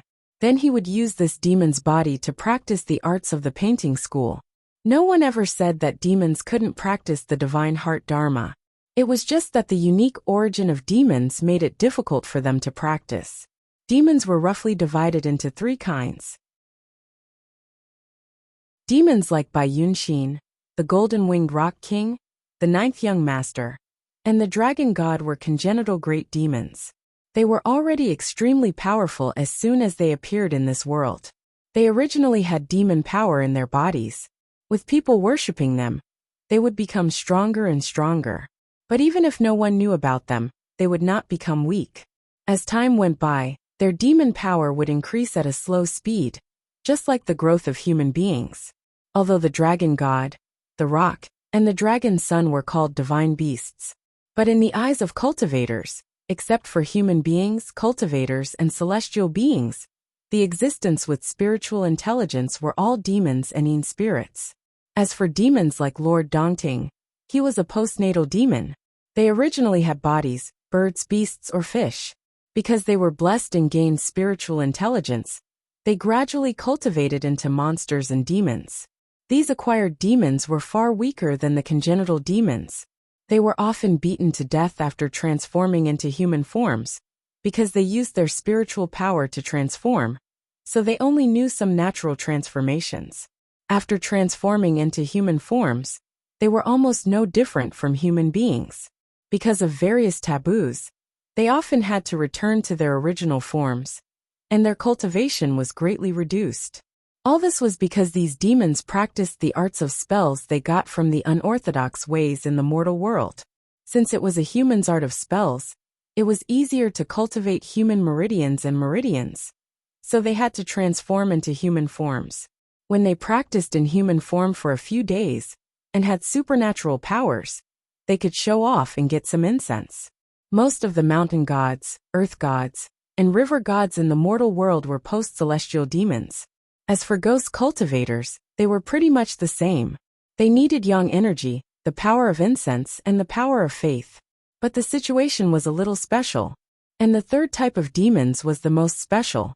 They didn't originally exist. They were neither congenital nor acquired. They were created out of thin air. For example, for some reason, some people in a certain place believed in the existence of a mountain god.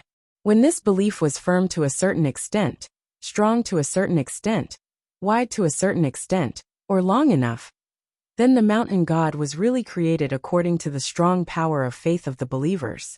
This type of demon completely relied on the power of faith to survive. They were also the best at absorbing and transforming the power of faith. The stronger the power of faith, the stronger the demon, even more powerful than the congenital and acquired demons, who received the same amount of power of faith. And the weaker the power of faith, the weaker the demon. Once, even the last person didn't believe in him, he would disappear from this world. Li Yunxin's method of using the 300,000 yang energy in the city of Wei to reconstruct his spirit was probably inspired by an expert. So he needed an empty. Without the empty space, he wouldn't exist for long. And among these three types of demons, the congenital and acquired demons could all cultivate the heavenly heart technique. But first he had to empty his own demonic power. He only had the state, but no demonic power. The principle was as simple as emptying a bucket of water before filling it with wine. However, even though the logic was simple, how many post-celestial fiendish demons would happen to be able to cultivate the heavenly heart execution after transforming into human form? And how many congenital demons dared to disperse their demonic power and cultivate from the beginning? In the world of demons, they devoured and killed more than humans. But now Li Yunxin's condition was the best time to cultivate the heavenly heart technique. He reconstructed the Qi Dharma body, but without demonic power, it was an empty bucket. Therefore, it was very likely that he would become the world's first congenital demon to cultivate the heavenly heart technique. This was supposed to be a wonderful thing.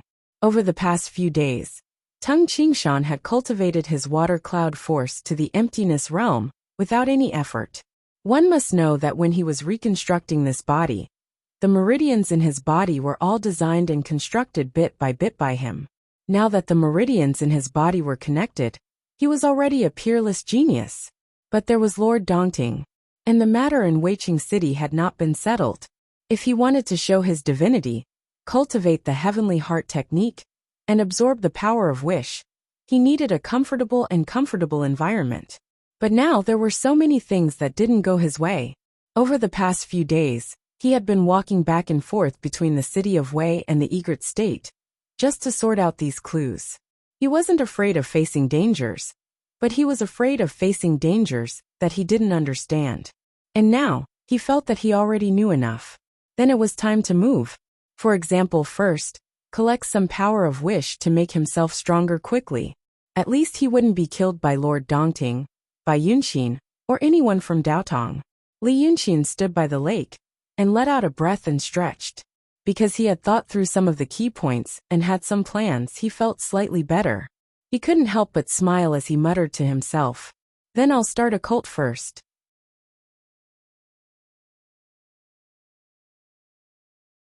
Chapter 133. A 4 or 5-year-old boy was playing under a weeping willow. He was pink and cute. The sun was high up in the sky, and it was cool under the tree. The boy was only wearing a red doo-doo and had his hair tied into 2 buns. He was using the willow twig to whip around on the ground while looking at the tree. A young woman was sitting on a green stone under the tree doing needlework. She would occasionally look at the boy with a happy smile on her face. But she gradually noticed that the boy's behavior was a little strange. So she followed his gaze and looked at the tree. But there was nothing. Only the morning sun shone through the gaps between the leaves. She quickly turned her head and asked the boy, Tuan, what are you looking at?" The boy ignored her and continued to stare at the tree. After a while he giggled. After laughing for a while, he pointed at the tree and replied to his mother, This big brother. The young woman looked at the tree again, but she still couldn't see anything. She suddenly felt a chill in her heart. She felt that it was getting colder under the tree. She quickly got up and carried the boy away. As she walked, she looked at the tree a few more times. Of course, she couldn't see that Li Yunxin was sitting on a horizontal branch of the weeping willow. He was basking in the sun while lazily flipping through the thin book in his hand. This was the advantage of a Dharma body. The soul was condensed into a physical body, and one could touch and feel like a real person. With a thought, one could hide from a mortal's eyes like a ghost, unless that person was born with yin and yang eyes like this boy. The problem was that no matter how he looked, he couldn't see anything unusual about this boy. His father was a carpenter in the town. This kind of craftsman would have a good reputation in the area. But because he was too dull, he only married a wife at the age of 30, married this little girl. 4 years ago he had an only son. It was this boy. Now the boy's name was on the thin book. It was at the top. This meant that this boy was a very important person in Egret, and needed a great demon like him to take it. But since he couldn't think of a reason, he took it. But oh, actually he could use it. The saying that children tend to see unclean things has a widespread basis in this day and age. The woman took the child home and told her husband what had happened. Both of them loved their son dearly, so they didn't think it was a small matter. Because someone had died in the town before, everyone was already panicking. Now that her own son said that he saw an older brother on the tree, just thinking about it sent chills down her spine. Therefore, they decided that this month, the men should work a little harder, carry an extra bucket, and go to the temple to pay their respects. They were supposed to go to the Sanhika Dragon King temple to pray, but now the incense there was not that good. The temple attendant Taoist Kuan Yangzi was already dead. He had always boasted that his Taoist magic was unparalleled. How could anyone believe that there was a real god in the temple? After much discussion, they finally remembered that there was a small temple on Nanshan Hill. It should be dedicated to a mountain god. However, it would take a day to go to Nanshan Hill and back. It was too far, so he planned to go there next month when he was free. But at night, something happened again. The carpenter went to bed early that night. He was just waiting for his wife to coax the child to sleep, so that he could crawl into bed. The woman knew her husband's intention, and felt her body heat up. She patiently watched as the child gradually closed his eyes. She gently tucked him in, took off her clothes and crawled under the carpenter. But just as she lifted a corner of the quilt, suddenly, they heard the child's bell-like laughter. The crisp, light laughter echoed in the dark room. At this moment, the sky was dark, and the courtyard outside the house was quiet. The carpenter and the woman were instantly rooted to the spot. After a breath of time, they stared at the child with widened eyes. They saw him lying on the small wooden bed, waving his hands and grabbing at the air. He looked very happy. After laughing for a while, he stretched out his hands. It was as if something or someone was making him laugh, and wanted to carry him away. The carpenter and the woman immediately had goosebumps. They then saw the oil lamp on the table suddenly flicker, as if a gust of chilly wind was blowing past. Fear finally erupted. The carpenter snatched up his clothes and ran out of the house, while the woman scrambled to get hold of the child and rushed after him. The two stood in the courtyard shivering. They put on their clothes and didn't dare to go back to the house. Outside the courtyard, the sky was full of stars and the moon was bright. Teeth chattering, they discussed for a quarter of an hour. That very night, they went to the house next door to borrow 4 pancakes, a dozen eggs, a bamboo basket and 2 torches. They immediately set off for the mountain god temple on Nanshan Hill. Li Yunxin sat on the roof of his house, watching the light slowly leaving Egret Island, slowly passing through the bamboo forest, and slowly disappearing into the forest. He sighed with a smile. Alas, mother's love. The couple hurried all night, and finally arrived at the foot of Nanshan Hill. This Nanshan Hill was also near Dongting Lake. However, the lake shore was relatively steep, and it didn't have the white beach near Egret Island. Although the scenery was good, it was not famous. They were scared and tired all night, hungry and cold. At this time, they saw a broken post pavilion on the side of the mountain. Although it was overgrown with weeds, it was still clean. Squinting and looking carefully, they could see a corner of the eaves of the mountain god temple halfway up the mountain. So the couple was a little relieved. They had arrived at the foot of the mountain, and the sky was clear. There shouldn't be any ghosts. Thinking that they still had to climb the mountain, the child was tired and crying in the basket, so the couple decided to go to the post pavilion to rest and eat something. The sun rose, and the couple felt warm. The woman coaxed the child for a while, and the child stopped crying. The carpenter went to the lake and got some water to drink. He also got some for his wife.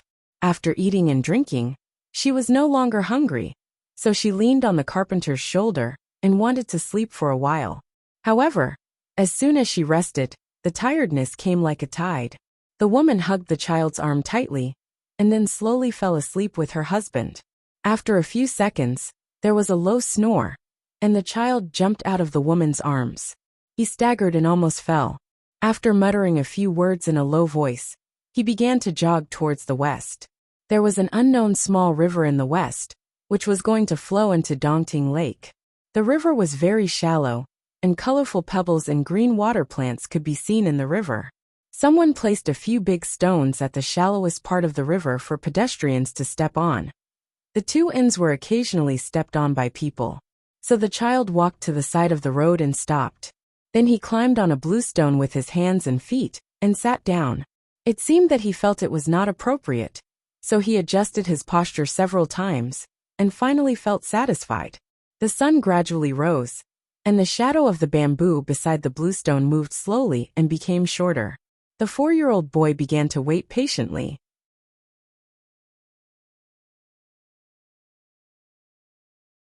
Chapter 134. Lu Laodao usually went down the mountain to carry water at noon. There used to be a spring behind the mountain god temple, but it gradually dried up a few years ago. Shirkuizi would carry 2 buckets of water from the foot of the mountain to the top every few days. But Lu Laodao had been here for a few days, so he needed more water. So now he went down the mountain to carry water every day. He had almost changed his appearance. He used to have a loose bun and a long beard. But since he came to Shirkuizi's place for almost 10 days, he cut off his beard. Of course, it was not shaved, but cut into a short beard. In addition, he had been doing almost nothing these past few days, and only focused on cultivating the water cloud force that Li Yin Xian had taught him. As a result, he looked slightly younger. So the current Lu Laodao, probably people who were not familiar with him would not recognize him. 3 days ago, Shirkuizi came back from the city of Wei and told him that Magistrate Zhao and the 3 prefectural magistrates had left the city of Wei, and now it was managed by an official from a neighboring prefecture. That official did not want to cause too much trouble in the city of Wei. So many cases were casually dismissed. No one even investigated the cause of Constable Xing's death. This news made the depressed Lu Laodao feel a little better, but he still did not like to talk. He carried 2 heavy wooden buckets down the mountain road, but he did not feel tired. He just thought of what happened in the city of Wei for more than a month, and felt it was like a dream. Cultivators, demons came and went in that 1 month. Now he looked at the mountain scenery, the branches, the path, the sunlight, the cobwebs among the grass, the clothes that had just been washed and still smelled of acacia. It felt even more like a 1,000-year dream. He felt that he was a mortal after all, accidentally involved in the battle of so many immortals. But that wasn't a world that belonged to him. Even someone as talented as Brother Xian had been killed. That world was probably far away from him. When he woke up from the dream, it would be another few years or 10 years of ordinary life. He drank some coarse tea, knocked off the dried soil on the soles of his shoes, looked up at the sky. This life passed. Lu Laodao could not help but sigh. Although he knew that this was the life that an ordinary person like him should live, he always felt very empty in his heart. After all, he had seen that world. Before he knew it, he had reached the stone monument at the foot of the mountain. Out of habit, he looked at the intersection. He discovered that a couple seemed to be sleeping in a distant post house. And there seemed to be nothing out of the ordinary. So he went west. There was a small river in the west. The water was clear and shallow. There was a hint of sweetness in it. Boiled tea was the most fragrant. After taking a few steps, he suddenly heard a faint singing sound. It seemed to be the singing of a child. Lu Laodao cultivated the water cloud force, so his eyes and ears were already clearer than ordinary people. The child who was singing seemed to be not far from him, so he could hear it even more clearly. The child repeated the 4 lines of the song. The old soul on the 3-life stone. Let's not talk about admiring the moon and singing the wind. I am ashamed to meet an old friend from afar. Although this body is of the opposite sex, it will exist forever. These 4 sentences were like a giant hammer that pounded on his heart. Lu Laodao stood there blankly for a while. The wooden bucket in his hand fell to the ground with a clatter. Then he strode past a clump of trees in front of him, and finally saw the scene in front of him. Beside the small river, a child was sitting on a large green rock, in the shade of the bamboo. He was waving a green bamboo branch in his hand and singing. Lu Laodao stared at him, and slowly walked in front of him. When the child saw him coming, he stopped singing, and threw down the bamboo branch in his hand. Standing up on the green rock, he smiled and bowed to Lu Laodao, saying, "Old friend, why are you so late?" Lu Laodao was momentarily speechless. He could only say with a trembling voice, You are." The child continued. "In my previous life, I was indebted to an old friend's care, and I am deeply grateful.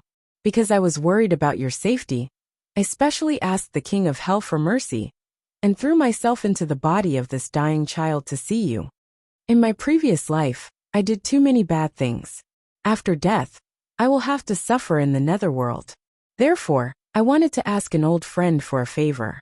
When Lu Laodao heard this, tears flowed down his old face.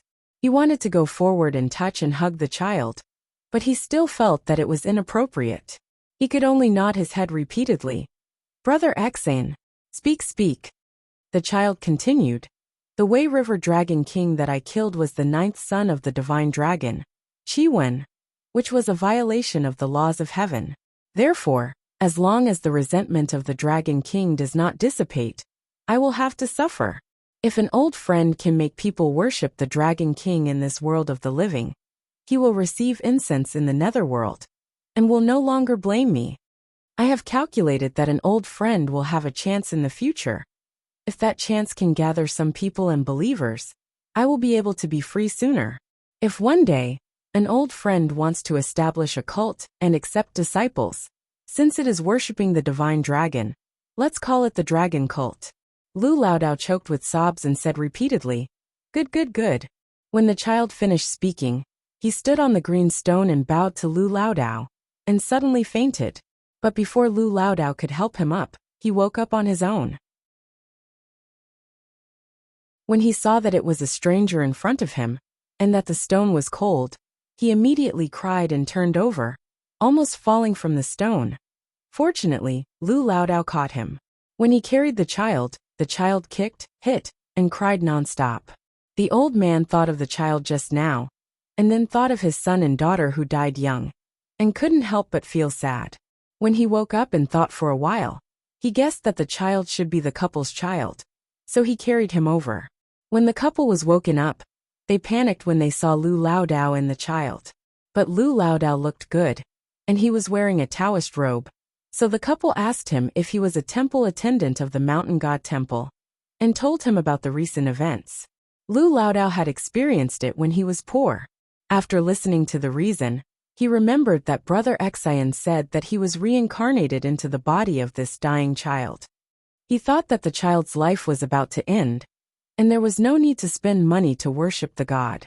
It was better to leave some money, or arrange a funeral, or give birth in the future. But the carpenter had a child at an old age, and the woman loved her son, so how could she listen to such words? She scolded the Taoist priest for speaking unlucky words, and cursing her fat and lively child to die. She was so angry that she didn't even worship at the temple, and turned around to leave. Lu Laodao stood beside the post house, and watched as they carried the child away, and tears flowed down his face. Li Yunxin stood beside him, looked at him for a while, sighed and also left. It wasn't that he didn't want to see Laodao, but it was for his own good. What he needed to do now was risky. This was the only way to minimize the risk. It wasn't that he didn't want him to spend the rest of his life was Shirkwezi on Nanshan Hill. But these days, he often came to investigate, and realized that it didn't seem to be the life Lao Dao wanted. Since that was the case, he would fulfill his wish. What's the fun in living? By the time the husband and wife returned to Egret Island, it was already time for lunch. The neighbors on the street saw them, and they were all curious about what was going on. The carpenter's family of 3 borrowed things in the middle of the night, and rushed to the mountain god temple. This news had already spread during the day, and now it had become another strange story in town. The couple was angry and afraid, but since everyone already knew, they weren't afraid to say it. They told the story of meeting a Taoist priest at the foot of Nanshan Hill, and embellished the story to ease their anger, and also to share some of their fear. The carpenter was one of the more popular people in the town. Seeing that the carpenter's family was in trouble, and they were so relaxed, more and more people started to gather. Li Yunxin stood beside the carpenter's family of 3, and listened to them. He knew the time had come, so he suddenly pounced and possessed the child's body.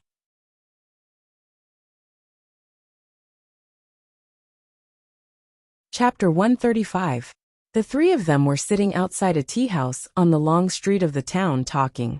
The owner of the tea house had ordered tables and chairs from the carpenter, so they had a good relationship. So he served tea to the 2, and told them to have a good rest. He picked up the child and teased him, saying that if he didn't dare to go home tonight, he could stay at his house and go to the temple of the Dragon King tomorrow. Or he heard that there was a Taoist priest on Mount June. Maybe he could ask for a favor. The onlookers saw that the story was almost finished, so they lost interest and planned to leave. Because the sun had almost set behind the mountains, the street was covered in shadows. The afterglow of the setting sun gilded the people dark red, and there was a slight breeze. At this time, the child suddenly stuttered in the arms of the tea house owner, "My time has come." Although it was a child's voice, the tone was calm and steady, as if it came from the mouth of an adult. At that time, the owner was turning to greet the people who were about to leave. Hearing the voice, he turned to look. He found that his little nephew was calm and indifferent, and that expression. He suddenly remembered what the carpenter couple had just said. Fear gushed out from the bottom of his heart like a tide. His arm trembled, and the child slipped from his arms. The carpenter couple didn't hear what the child had just said. Seeing her son fall on the ground, the woman hurried to help him. However, she saw the child take 2 steps back, avoiding her hand. Such a pink child wearing a tutu, after stepping back 2 steps, unexpectedly stood still with a solemn face. He bowed to the carpenter couple and said calmly, "My time has come." The onlookers finally saw everything clearly. It was as if a cold current swept through the crowd. The noisy crowd quietened down in an instant. A chill slowly crept up their spines. They all stared at the child with round eyes. They saw him say to the carpenter and the woman, who were also stunned, "I was the dragon prince of the vast sea, and my real body was Chi-Wen. I sneaked out of the dragon palace for fun and reincarnated into your family. I was supposed to die when you gave birth, but my father loved that the vast sea was boring, so he allowed me to play in the human world for 4 years. The Chi-Wen that appeared in Wei City a few days ago was my real body. Today the time had come.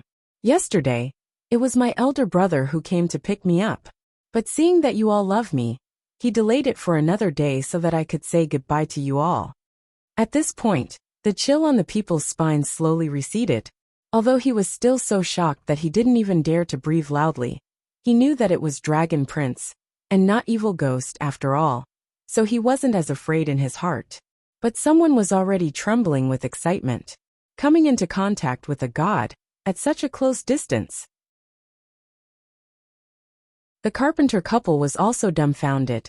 The woman wanted to cry but didn't dare to. She wanted to hug him, but didn't dare to hug him. She could only cover her mouth as tears flowed through the gaps between her fingers. The child continued, "But in order to repay your kindness in raising me for 4 years, I have buried a golden statue under the loquat tree in your family's courtyard. In the future, when you worship this statue, I will receive incense. I have the body of a divine dragon, and my magic power is boundless. You can also worship me as the cult leader, and establish a dragon cult. When you worship me, you can chant the cult leader of the dragon cult will enjoy immortal blessings forever and live as long as the heavens to show your sincerity. In a few days, there may be black dragon envoys, white dragon envoys, blue dragon envoys, and red dragon envoys appearing in this world. You must not neglect them. After saying this, he shouted, all right, I'm going. Then he fell to the ground and didn't move anymore. When the woman saw this, she immediately cried and rushed forward. When she checked his breath, she found that the child was really dead. At this time, her husband dared to walk forward and hug the child. It seemed that he couldn't cry even if he wanted to. He had something else on his mind and kept looking in the direction of his family. And the people were in an uproar, like a swarm of flies buzzing in discussion. Those who believed in it pretended to worship the child's corpse. Some were skeptical and shouted to go to the carpenter's courtyard to dig it up. Some hurried to protect the child and walk away, saying that it was a newly dead child with a strong murderous aura. At this time, Li Yunxin used the iron chain to lock the child's small soul, but he couldn't see what was wrong with the soul.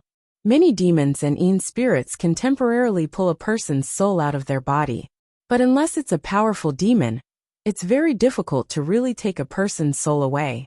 When it's 10 feet away from the person, the soul will only linger around the body. Because of this, when demons harm people, they can only make the soul leave the body. If they find a Taoist priest with some cultivation, it's very easy to pull the soul back. And the iron chain in Li Yunxin's hand was given to him by Yanjun. Once you put it on a person's body, you can pull the soul out. As long as the iron chain is here, the soul will obediently follow it. Right now, he used the iron chain to lock the child's soul and left the crowd. He followed the instructions in the booklet. First, see if there are any locust trees nearby. None. Then he walked a little further and found a place where the Yin energy converged and led the child's soul to that place. Then he shouted, it's time, why don't you go? The soul shuddered and disappeared into the Yin Qi. In fact, Li Yunxin really wanted to go in and take a look, to see what the underworld looked like. But he was afraid that he wouldn't be able to return, so he had to give up. When he returned to the street, the crowd was no longer there. They all went to the carpenter's house. At this time, the sky was already dark. People lit torches or lamps and gathered under the tree to watch the carpenter dig out the golden statue. Originally, the carpenter's death was a sad thing for everyone, but now that they knew it was Qi Wen and the Dragon Prince, they felt that it was a miraculous happy event. The carpenter himself didn't seem to be sad anymore. Instead, he was happy that there might be a golden statue, happy. Even if it was a small statue the size of a fist, even if it was hollow, it was worth a lifetime of hard work for him. In the noisy and strange happy atmosphere, only the woman was holding her child's cold body, sitting in the darkness under the eaves of her house, and wiping her tears. She cried like this for a while. Suddenly, she found that people suddenly quieted down. After 2 breaths, exclamations broke out simultaneously. Then, almost everyone in the courtyard knelt down. Her husband, whose hair had already turned white, stood under the loquat tree in the courtyard. In the dim light of the torches, hugging a golden statue, he smiled joyfully. But the shadow on his face made the smile look a little ferocious. The woman stared at her husband for a while, then suddenly lowered her head and cried even more sadly. People were shouting words like Dragon King, Dragon Cult Leader, Qi Wen Dragon Son, and so on. But these voices were vague in the woman's ears, and the golden statue and the firelight were also vague in her eyes. There was only that little corpse in her world, only that one thing was clear and real.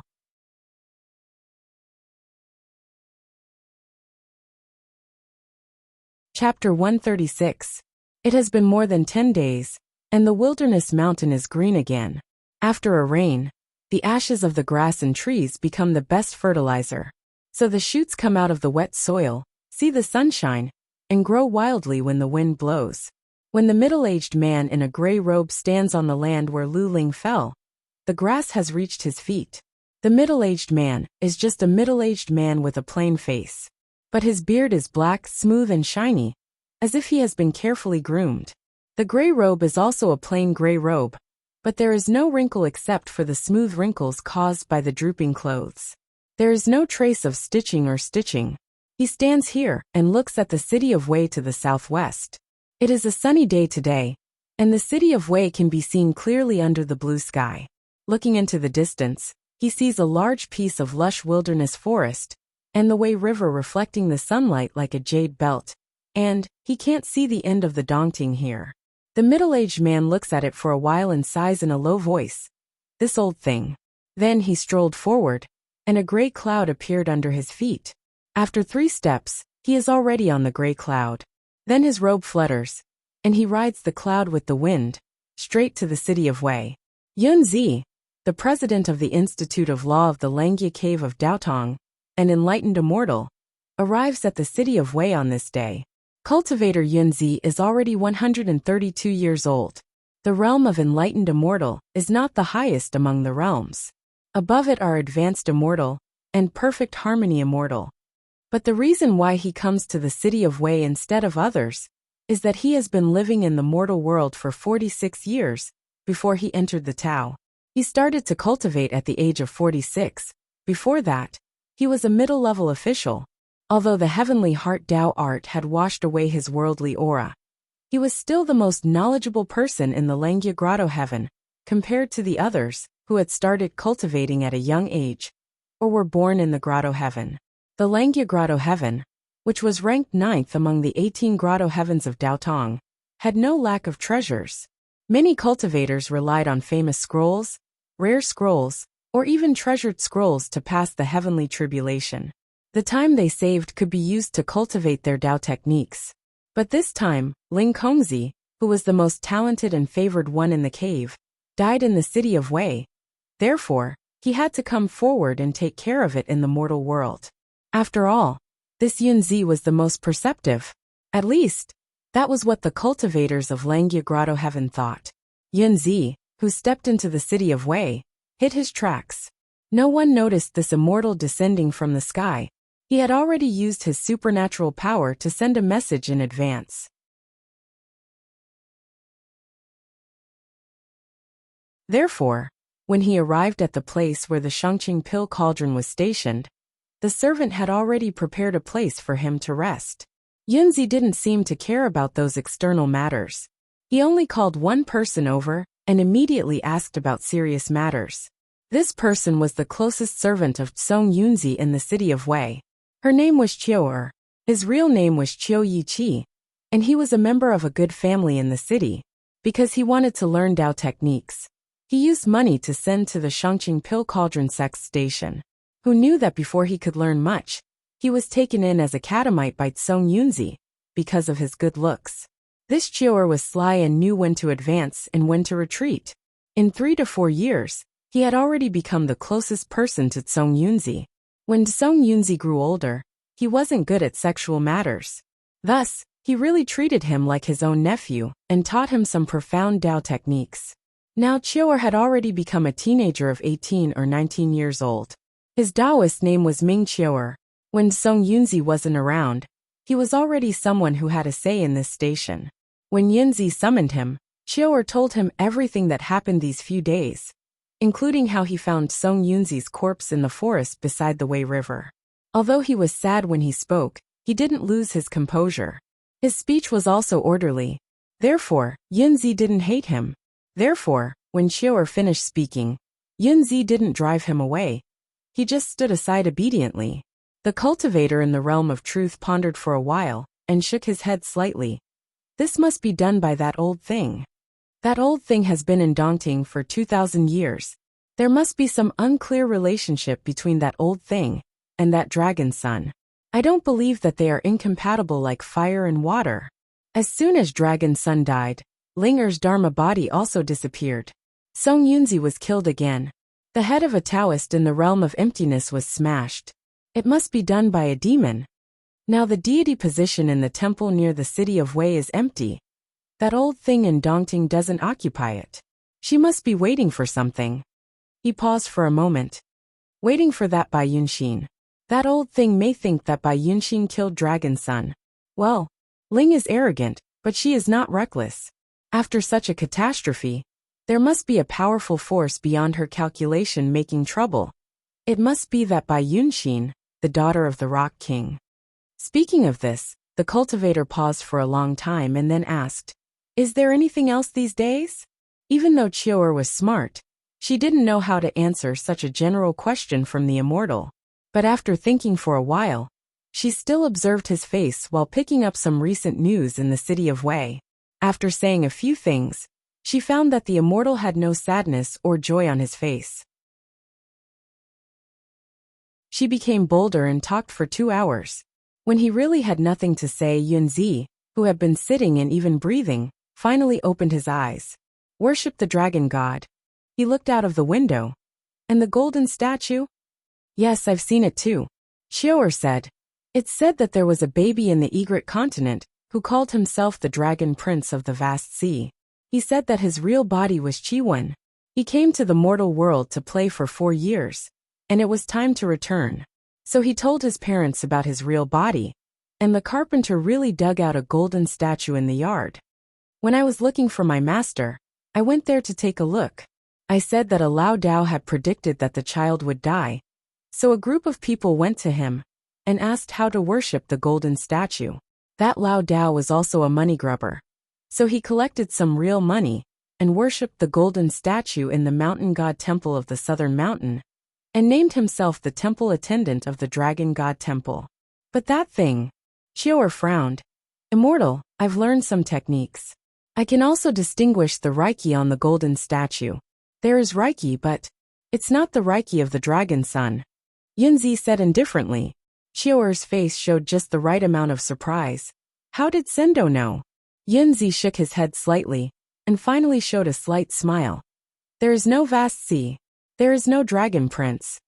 I think that it must be a clever demon that possessed the child's body, and used his mouth to say such nonsense to fool the ignorant mortals. That demon doesn't know much, and mortals have no way of knowing. Thus, the golden statue definitely has the demon's Reiki." Qiu'er pretended to be enlightened. "Sendo is wise. Then, the so-called dragon cult is just a bunch of useless people." Yunzi shook his head. "No. There is only one thing. The dragon son does have a chi kiss. It is the Wei River Dragon King, the dragon son that was killed. The Wei River Dragon King's true body is a chi kiss. Even your master doesn't know about this, so how did the demon know? If you want to say that it was a coincidence, the dragon son has 9 sons. So how did he fall for the Wei River Dragon King?" At this moment, Qiu'er really didn't understand. She could only stand there and listen quietly to what Sendo was saying. Yunzi thought about it for a while and smiled. This old thing. This monster that gathered the divine dragon cult not only knows about Chi's kiss, but also absorbs the power of faith from the Joss flames beside that old thing. A demon that can do this can't be an idiot. Since he isn't dumb, then why did he make up such an obvious lie? What vast ocean dragon prince, why? It means that someone instructed him to do so. He purposely said that, but he also mentioned the chi kiss. What was real, and what was fake to make people curious? Curiosity leads to investigation and contact, to see what the dragon son's chi kiss is like. Yunzi heaved a sigh. This old thing has a plan. He instructed people to do such a farce. But, these are all common tricks in the mortal world. How can they hide from me? He set up such a trap to lure Bai Yunxin here. So what if Bai Yunxin is here? He still wants to lure people from Daotong into the trap. Qiu'er was just listening at first, but now, she really listened to it. For a moment, she forgot to be respectful and actually interrupted. So someone instructed a demon to make up such an obvious lie to attract attention? But what about Sendo, who lured people from Daotong into the trap? Yunzi wasn't angry. He just smiled again.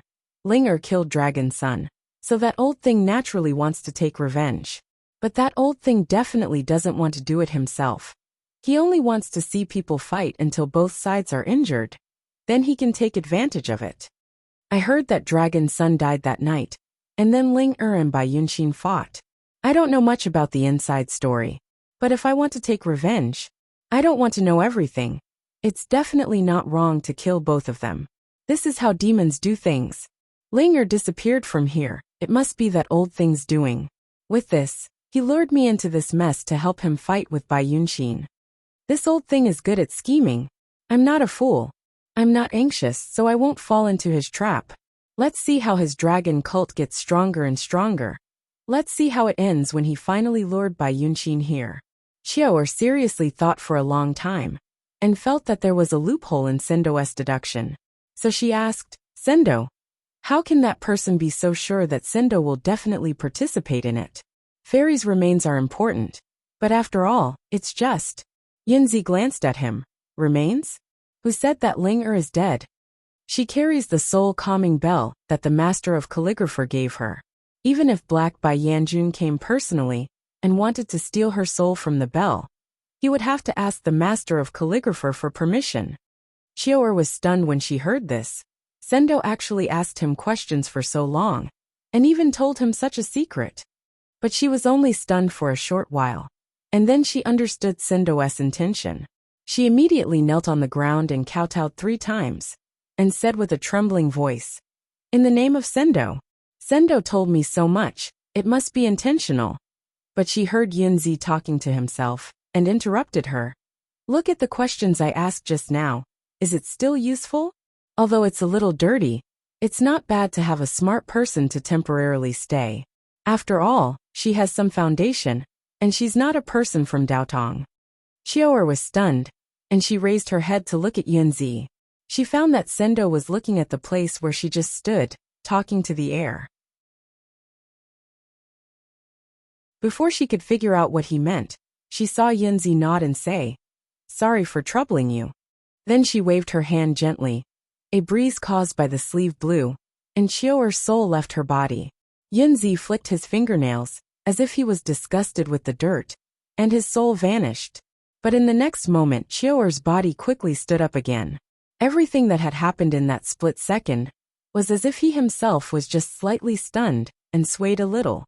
The newly born Qiao stretched her body and walked a few steps in the room. Then she said naturally, It's a pity that all the people of the Ling Su sword sect in the city of Wei are dead. After this, I still have a good debt to settle with the Ling Su sword sect. I fought with the souls of Li Chunfeng and his wife, and both of us were injured. I was killed by 2 emptiness realm swordsmen. 2 useless people. Li Chunfeng and his wife's only son escaped. Now that I think about it, it's really. Don't be angry. Yu Yunzi shook his head. It's already a great achievement for you to be able to find them and injure their divine soul true bodies. Think about it. You fought with Li Chuanfeng's incarnation from 1,000 li away, and you were seriously injured. When you ran into those 2 swordsmen of the High Void Sword sect, you lied to them and told them that the 10,000 miles of mountains and rivers painting was there. You lured them into killing you, took away your talismans, and sealed Li Chuanfeng's only son's ocean of qi and mountain of snow for you. The whole plan was flawless. Your talisman was made by a Taoist of the culmination realm. No one in the secular world can undo the seal on his ocean of qi. So what if you let him escape temporarily? You will find him one day. There are traces of that child in Clear River and Wild Plain Forest. I know his name is Li Yunxin, and he is very handsome. Wasn't he the young man in the temple who said that Ling and Dragon's son were fighting? Since he is dead, the jade slip of enlightenment is either in the hands of that old thing or Bai Yunxin. Or maybe it is in Ling hands. Since you and I are here, what else can't be solved? With our intelligence, it is naturally easy to play with these demons in the palm of our hands. Is there anyone in the Wei River who is better at scheming than us? Yunzi tried to persuade her for a long time, as if he was coaxing a willful child. The cold demeanor of an enlightened Taoist master was nowhere to be seen. After this persuasion, this Qiao snorted and walked to the table and sat down. But after sitting for a while, she suddenly slammed the table and screamed, But we still can't spare the Ling Su sword sect. Yunzi sighed. Okay. After dealing with this matter, we will go to the Ling Su sword sect, okay? Qiao snorted again, but she only sat for a while, and then stood up. I still don't feel happy. I am going to get some fresh air. Don't follow me. Yunzi shook his head. I won't follow you, but don't get within 3 feet of the Dongting River. As for the others, No one in the Way River can hurt you. After saying this, Chiaor slammed the door and went straight into the courtyard.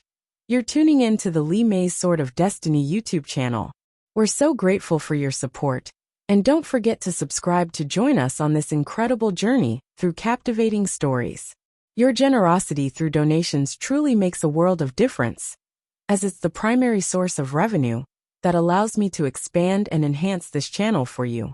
Thank you from the bottom of my heart for being a part of this adventure.